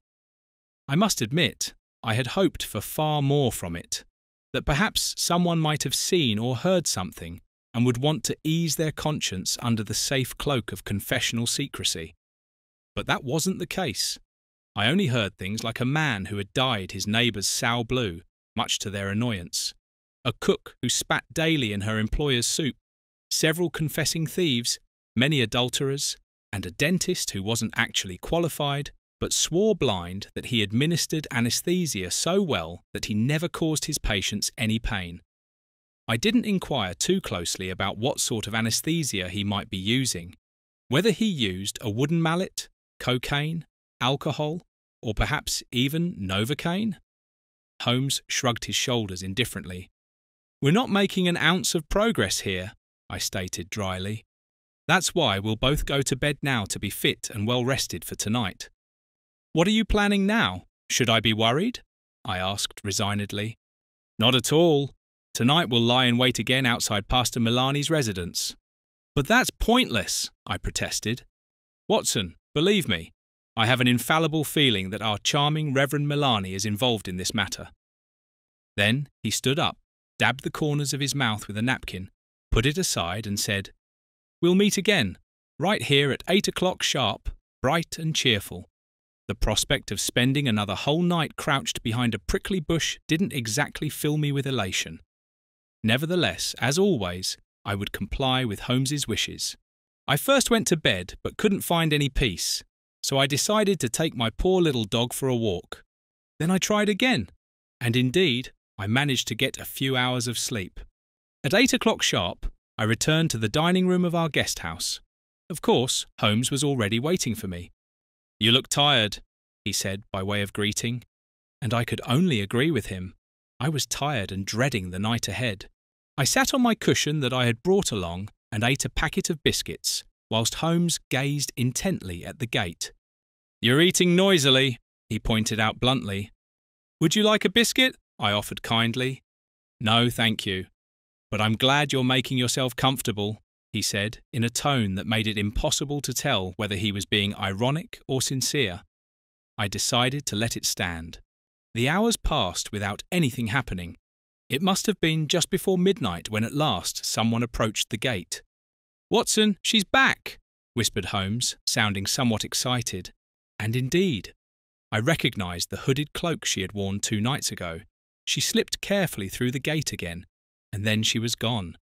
"Must we really endure another entire night just to find out when she leaves the house again?" I asked. "This time we shall follow the young lady and find out who she is and where she lives," Holmes replied promisingly. We remained silent, and I began to feel bored. Finally, I asked Holmes, "What actually happened next with Jesus? I mean, I only know the common, on the 3rd day he rose from the dead, ascended into heaven. I must say I'm rather surprised, Watson. I would have thought you more versed in biblical matters. But very well. Jesus was ultimately laid to rest with aloe and myrrh. These herbs were normally used for treating wounds, which led to speculation that Jesus might have survived his martyrdom in a deep state of unconsciousness. This unconsciousness could have been induced, for instance, by liquid opium administered to him while still on the cross. This is how researchers have attempted to explain Christ's resurrection. The Church, however, tells us quite a different story. Jesus was buried on a limestone slab in a rock tomb. This was sealed with a large boulder. Women from his homeland, who had witnessed his death and burial, discovered on the 3rd day that his tomb was empty. An angel then conveyed to them the message of the resurrection and sent them to Peter and the remaining disciples. I had to admit, without envy, that Holmes's broad knowledge never ceased to impress me. "Holmes, look at this," I alerted my friend. Another young woman appeared in the light in front of the gate. This one, however, made no effort to remain unheard or unseen. She opened the gate with a flourish, walked through and locked it again from the inside. I could hardly believe it. A second mistress! "What do you make of that? Holmes, are you thinking what I'm thinking?" I asked Holmes, slightly shocked. "No, I don't think so. The second woman displays entirely different behavioural patterns from the first one, who is clearly our pastor's lover. She acts discreetly, mysteriously, and would prefer to be invisible. This woman, however, behaves as if it were completely legitimate for her to come and go as she pleases." I pondered this, and had to admit there was some truth to it. And just imagine a vicar with two mistresses. Unthinkable. The hours passed by while Holmes and I took turns keeping watch, or chatted about trivial matters. Finally, dawn began to break, and Holmes and I kept our eyes fixed intently on the gate. And then the time had come again. But to our surprise, the two ladies appeared together. They embraced warmly to bid farewell, whilst the woman in the hooded cloak looked around anxiously. As she headed off in one direction, the second woman disappeared in the other, and only then did I recognise who the second woman was. "Holmes, do you remember our first evening at the restaurant? The mysterious beauty? That's her." Holmes pondered this and observed them carefully. "You're right, my friend. So there's no question about which of the two ladies you'll be following. Come on then. We must begin the pursuit. We'll meet back at the boarding house. Good luck." I carefully tailed the unknown beauty. I tried to maintain enough distance, just enough not to lose sight of her. I had been following her for quite a while when she suddenly turned into a side street and, a few hundred metres further on, entered a plain-looking building. I stopped a few houses away. I was uncertain how to proceed. I decided to stroll slowly past the building. Perhaps I could spot a house number or, better still, a sign. To calm my nerves, I whistled a little tune to myself, trying to appear as inconspicuous as possible. An elderly lady with a hat and handbag approached from the opposite direction and gave me a suspicious look as she passed. I walked a few steps further, stopped, and turned around to look at the old lady. She had done exactly the same. She was still looking at me as if I were completely balmy. So much for being inconspicuous. When I finally drew level with the plain building, I was indeed able to spot a sign on the wall. I gathered my courage and walked straight towards it. Signora Milani's Home for Children was written in simple letters. I had to tell Holmes about this immediately. I wondered if he was back yet. I hurried quickly back to the boarding house. Loud, persistent knocking on Holmes's door, and the fact that this went unanswered, left me certain that Holmes must still be out. Yet I was burning to tell him about my discoveries. I went to my own room, greeted Sausages by gently stroking his little head, and lay down on my bed, staring at the ceiling. About an hour later, there was another knock at my door. I rushed to open it and invited Holmes in. "I absolutely must tell you something," I burst out. "Go ahead then," Holmes replied in a rather grumpy manner. "Our unknown beauty is the pastor's sister, which also explains her confident behaviour at the gate. She probably still lives there. Moreover, she runs a children's home called Signora Milani's Home for Children." I concluded my success story. "Very good, Watson," Holmes praised me. "A sister? Well, well, this sheds an entirely different light on our case. We shall question the whole family this afternoon." "How did you get on?" I asked Holmes. "Not worth mentioning. The pastor's friend went straight home. I waited nearly a whole hour for her before she reappeared and went to work. She had apparently got herself ready for the day in the meantime. The young lady's name is Ginevra Biondi." Holmes concluded his report. "Well, that's something," I encouraged Holmes. "So we'll meet again at noon? 12 o'clock? I nodded, collapsing lifelessly onto the bed and falling into a brief, dreamless sleep. As agreed, we met at 12 o'clock and set off straight away. Shortly before 1:30, we arrived at the Milani estate, where I remained standing in front of the gate, impressed. We had never come this close to the house before, and the property turned out to be an elegant, spacious villa with extensive parkland. Uncertainly, I opened the gate and we walked straight towards the house. I fully expected someone to stop us, but nothing happened. Holmes knocked firmly on the front door. It took quite a while before Reverend Milani himself opened the door for us. "Mr. Holmes, Dr. Watson, what brings you to me?" he asked, surprised. "We would like to have a private word with you," I said. The pastor invited us in and led us to the drawing room. "May I offer you something? Perhaps some coffee? Although I would have to brew some first," he said apologetically. "Please don't go to any trouble. But may I ask, don't you employ a housemaid? You do have an ill father who needs looking after," Holmes inquired. "You've done your research about me?" Pastor Milani smiled. "We normally have a maid, but since it's Easter Monday, I've given her the day off. I can manage the small amount of work on my own for one day. Pastor, I'll ask you directly, are you having an affair with a certain Signora Ginevra Biondi?" Holmes fixed his eyes sharply on the man opposite him. Pastor Milani's features softened and his eyes began to shine. He needn't have answered at all. We would have known anyway. Yet he replied candidly, "No, I do not have a tawdry affair with Signora Biondi. I love her, more than anything else. Does that answer your question to your sufficient satisfaction?" Holmes nodded and said, "And I congratulate you on your love, Pastor, and on having the courage to admit it to us. That only makes you more admirable in my eyes.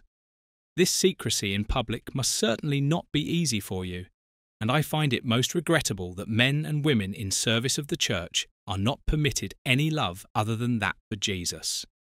We are all God's children, all human beings with needs and feelings, regardless of whom or what we believe in or whom we serve." "That was very beautifully said, Mr. Holmes. There is nothing to add to that." The pastor agreed with my friend. "It is certainly wonderful to know that one is understood by others," I said. "What do you mean by that?" asked Pastor Milani. "Well, I'm thinking of Cardinal Fossati." "The Cardinal knows about this," he blurted out in disbelief. "You didn't know that?" Holmes chimed in and began to laugh. "As far as I could tell, he has no objections. Quite the contrary, in fact." "What a weight off my mind! It's a shame not everyone sees it that way," said the pastor sadly. "You're talking about Pastor Spina? Pastor Spina knew about this too." Our pastor turned chalk white now, struggling to maintain his composure. "Apparently not. I had a slight suspicion that he might have been blackmailing you with this knowledge," Holmes stated. "In no way whatsoever," protested the vicar. "And I give you my word of honour and my sacred promise to God that I had absolutely nothing to do with the murder of Vicar Spina." "Perhaps not with the murder, but what about the theft of the burial shroud?" Holmes probed. "Yes, I alone am responsible and must be held accountable for that," the pastor admitted bluntly. "But that's not the whole truth. You held a mass together with Cardinal Fossati when the theft took place. Who helped you? Your girlfriend? Or was it your sister?" Father Milani remained silent. "I will not judge you, nor will I hand you over to the police, I promise you that," said Holmes. "As long as you are only responsible for the theft, and not for Spina's murder, you have nothing to fear from me. I merely believe you owe it to the Cardinal. Besides, I would like to understand your motives," said Holmes. "My father wanted to disinherit me because he had learned of my love for Ginevra. In his eyes, I'm unworthy of my office. He's deeply religious and set in his outdated views. He had already disinherited my sister Gina. She was merely allowed to continue living here. He wanted to leave all our money to the church. Mr. Holmes, you must believe me. I'm neither envious nor greedy. I wouldn't have kept my inheritance anyway, but would have given it to my sister Gina. She runs a home for disadvantaged and abused children. The money would have been needed there and could have helped so many. But no, as I said, he wanted to leave it to the church, as if the church weren't partly dishonest. That's why Ginevra and I decided to steal the burial shroud. The authenticity of the shroud is claimed and supported solely by the church as an institution. All objections are immediately suppressed. The faithful are being deceived. Ginevra stole the shroud itself during Mass. I had given her my key. However, after Ginevra and I had made the many duplicates to expose the church and the shroud itself as a lie, and convey this to the faithful and my father, my sister Gina discovered what we were doing. We let her in on our plan. But the public never learned about the theft of the cloth, I interjected. Yes, we had imagined that part quite differently. That's why we staged the Last Supper. But before anyone could notice, you were already there. I believe you and I thank you for your candid words, said Holmes. Thus we can spare ourselves questioning your father. The only remaining question is why, and, more importantly, who murdered Pastor Spina. Oh yes, there's one more thing I'd like to know. Why was your sister Gina disinherited by your father? I can answer that for you, a shaky voice sounded. It was Gina. Spina abused me when I was a young girl. What did he do? Burst out our young vicar. He got what he deserved in the end, Gina exclaimed indignantly. Holmes and I were reduced to mere spectators during this spectacle unfolding before us. No, I don't believe it. Can it be? You killed him? Said our vicar, horrified. Do you believe that? Do you really believe that? Gina asked again. Pastor Milani, who had previously jumped up from his chair in agitation, slumped back into it and buried his face in his hands. Gina slowly approached Holmes and me and handed Holmes a small book. It was a diary. Her diary. Written there in an ornate, girlish handwriting. It was such a sunny, wonderful day today. I wore my favourite skirt, the pink one with all the frills along the hem. Father gave me a basket containing a cake and a bottle of wine. For a moment, I felt like Little Red Riding Hood from the fairy tale I so loved to read. I had to giggle. Father sent me over to the cathedral with it. I was supposed to give it to Pastor Spina. Somehow that man frightens me. He touches me so often. I don't like it. I always feel like the pastor wants to be very close to me. But Father had ordered me to go, and I obeyed. I found the pastor praying in a pew. When he saw me, he lifted his head and looked at me very strangely. Then he wanted me to sit with him in the pew. At first, I didn't want to, but he told me he would pray with me. I couldn't say no to that. Immediately, he placed his sweaty hand on my bare thigh. I felt terribly uncomfortable and slid along the pew, a bit away from him. But the pastor slid after me, and if I had moved even a tiny bit further, I would have fallen out of the pew. And that wouldn't have been proper. Immediately, Pastor Spina put his hand on my thigh again, though this time a bit higher. He began to stroke me, and I froze.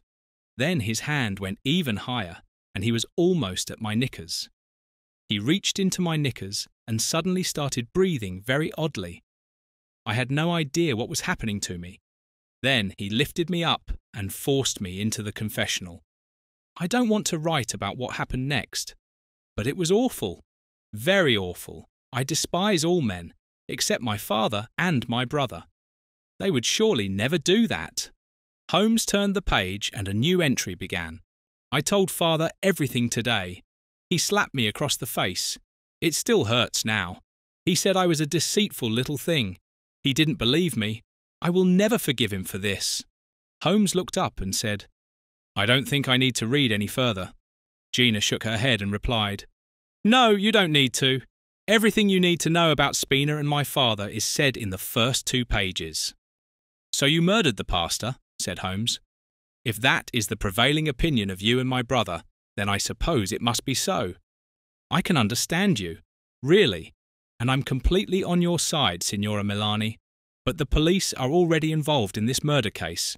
I can't simply let you go, even though I would very much like to do so. It no longer matters, she said quietly. But it is, Holmes insisted, and I promise you I shall do everything in my power to secure your release as quickly as possible. Don't go to any trouble, she replied. Brother, just promise me one thing. Look after my children in the home. Swallow your pride and make peace with Father. The children need the money. Whatever will become of them otherwise. Pastor Milani remained silently seated in his chair, concealing his face. Holmes looked at the pastor and offered him the opportunity to say a few words to his sister, but he did not respond. So Holmes finally said, with a deep sigh in his voice, "Come, Signora, we'll take you to the police." Holmes and I sat together in my room at the boarding house. We were both dejected by the events that had just unfolded at the Milanes' villa. "I have a very bad feeling about this. I believe we have made a mistake," said Holmes, standing up and pacing agitatedly around the room. "What mistake? You think Signora Milani is innocent? But everything fits together perfectly. True, she hasn't explicitly confessed, but even if she doesn't do so in court, the evidence against her will convict her." "That's precisely what worries me," replied Holmes. "Holmes, listen. Gina had free access to the key. That means she could unlock the chapel at any time. She had the burial cloth that covered Spina's nakedness. Besides, she could have killed Spina far more brutally by actually driving the nails through his hands and feet. But she didn't, because deep down she's still a good person. Admit it, Holmes. It all fits perfectly. The girl is guilty, even if you don't want to believe it." Holmes sighed deeply and sat back down in his chair. But his thoughts continued to race, and I wanted to distract him. So I had the idea to ask him further about what exactly had happened to Jesus on this Easter Monday. I knew he couldn't possibly resist teaching me. "Holmes, you haven't shared your impressive knowledge with me until the very end," I said as casually as possible. "What do you mean by that?" "Well, what happened next with Jesus on Easter Monday?" I said simply, feeling quite pleased with myself. This story is quickly coming to an end.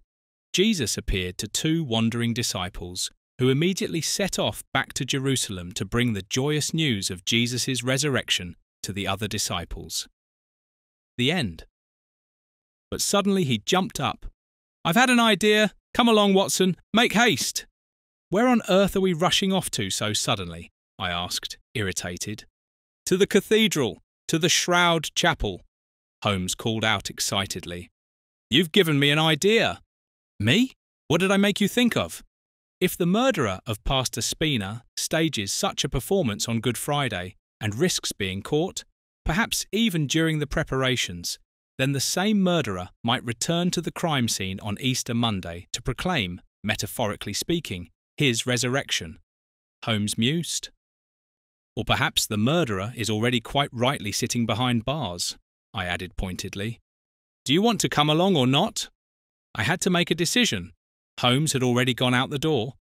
A short while later, Holmes and I sat hidden behind the door of the Shroud Chapel. We had previously borrowed the key from Cardinal Fossati and solemnly promised him that this time we would lock ourselves in rather than him. Holmes waited intently for a sound from outside, whilst I, admittedly, was rather bored. The hours passed, and nothing happened. If one were to add up all the hours we had spent lying in wait over the past few days. I didn't finish the thought.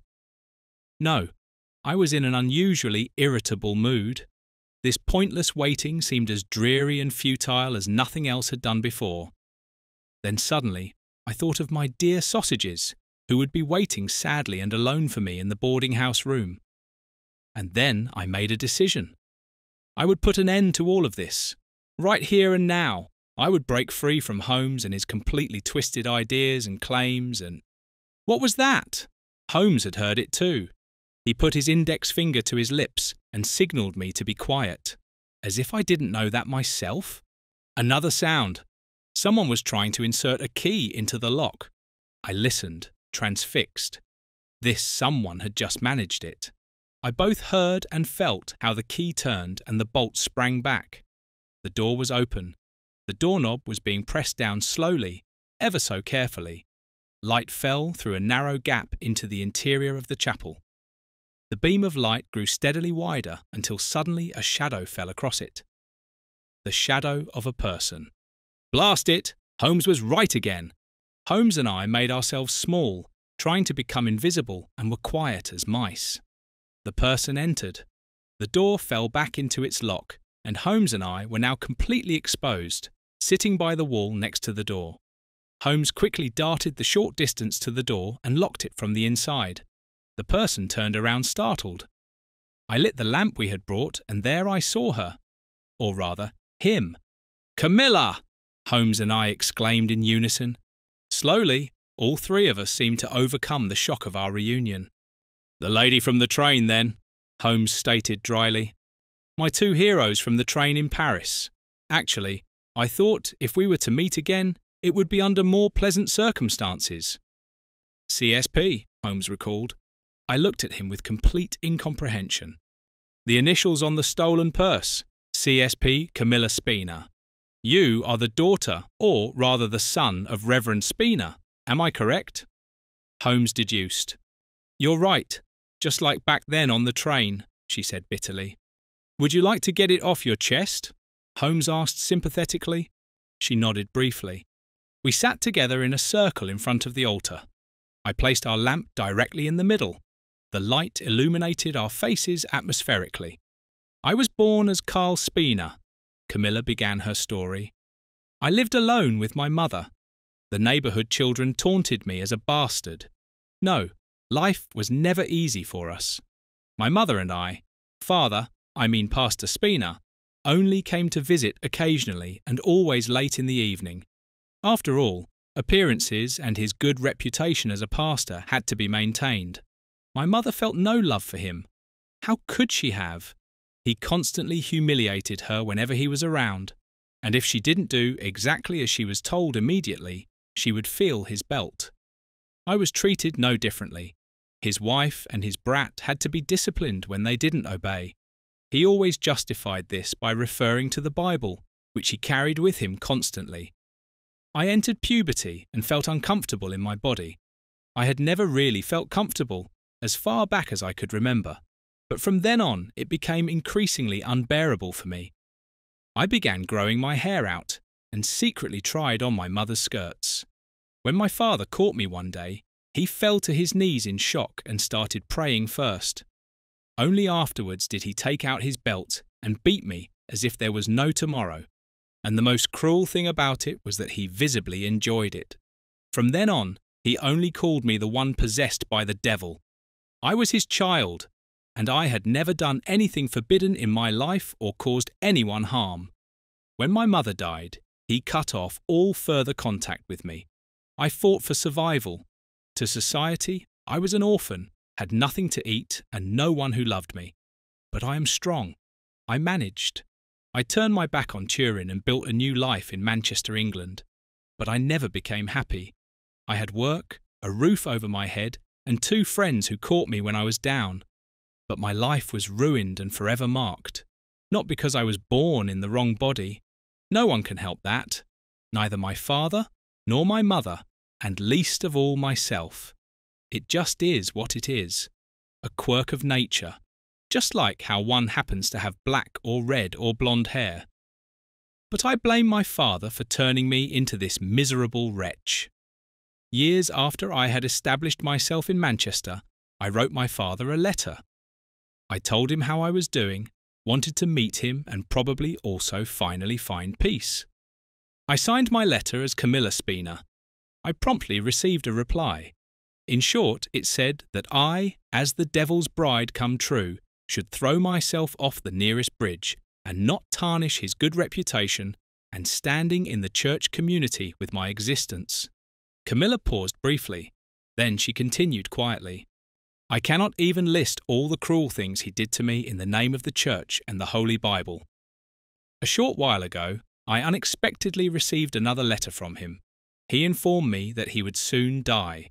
He was apparently gravely ill. Holmes let out an inappropriately loud laugh. I hardly dare say it, but your father merely had a mild case of the flu. He was back on his feet after a few days. Women would probably call it a case of man flu. Camilla smiled, but immediately became serious again and continued. He explicitly asked me not to attend his funeral. He deeply regretted my existence, and the long time I would spend burning in hell after my death would surely drive out my depravity. I was completely shocked and couldn't comprehend it, so I promptly decided to do exactly what would enrage him the most. I wanted to attend his funeral, both for his sake and equally for my own. You can surely imagine how surprised I was when I encountered him in the pink of health. So I had devised a plan that involved his death. Specifically, I wanted to humiliate him in front of everyone. I asked him on Good Friday to have a conversation with me. The Shroud Chapel seemed to be the appropriate location. I wanted his entire damned congregation to see him during the Easter Shroud viewing. I knocked him down, stole his key and dragged him inside. I stripped him completely naked, tied him to his cursed cross and simply stabbed him with a knife. I must confess, I felt nothing whilst doing it. At that very moment, the door was unlocked from the outside, and a young woman entered with a cloth in her bag. She looked at him and began to cry. But not out of pity and horror, as I initially thought. No, she wept with relief, and then told me her story. She took the cloth and covered his nakedness. She couldn't bear the sight, she said then. She hugged me, wished me well, and disappeared, never to be seen again. Not for a second did I fear she might betray me. We were sisters in spirit. Silence reigned. Neither Holmes nor I dared to speak a word. It was Camilla herself who broke the silence. Please hand me over to the police now. I learned at noon today that they had arrested a young woman for the murder of the pastor. I assume it's the same woman who gave me the cloth. I nodded. I just wanted to return here one last time and bid farewell to my old life. Then I intended to turn myself in to the police and clear that poor girl's name. I will no longer be free, but my mind and soul will be, and that made it worth it. Holmes and I rose together with Camilla.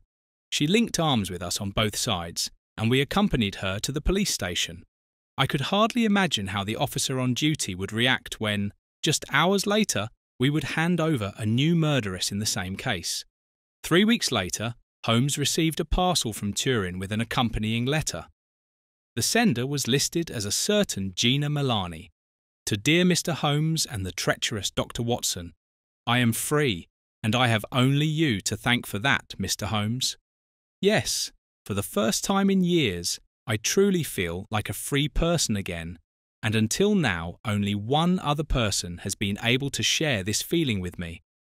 That is why the news hit me hard when Camilla Spina took her own life in her cell. My father passed away shortly after her. Unfortunately, I was unable to reconcile with him, but I can live with that. My brother has now become the sole heir after all, and has bequeathed his entire fortune to me. I shall forever be in his debt, but this helps my many children immensely, and I know they are well provided for. My brother believes that, as a devout man of the church, he has no need for money. Genovera and my brother love each other as they always have, and I sincerely hope their triangular relationship with God endures this love. Since my father's death, Genovera has moved in with us, officially as a maid. This makes everything considerably easier for all involved. Mr. Holmes, I often think of you. That is why I have enclosed a small present with these lines.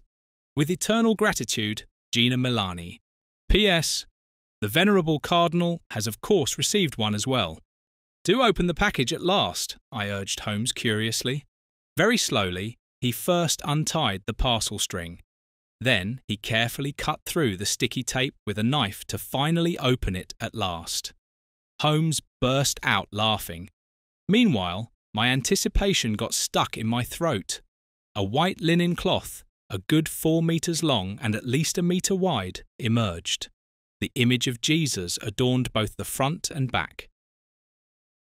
You were listening to Charles Fraser, The Turin Shroud, the Sherlock Holmes Easter Special, based on the characters by Sir Arthur Conan Doyle. A Go Audio production.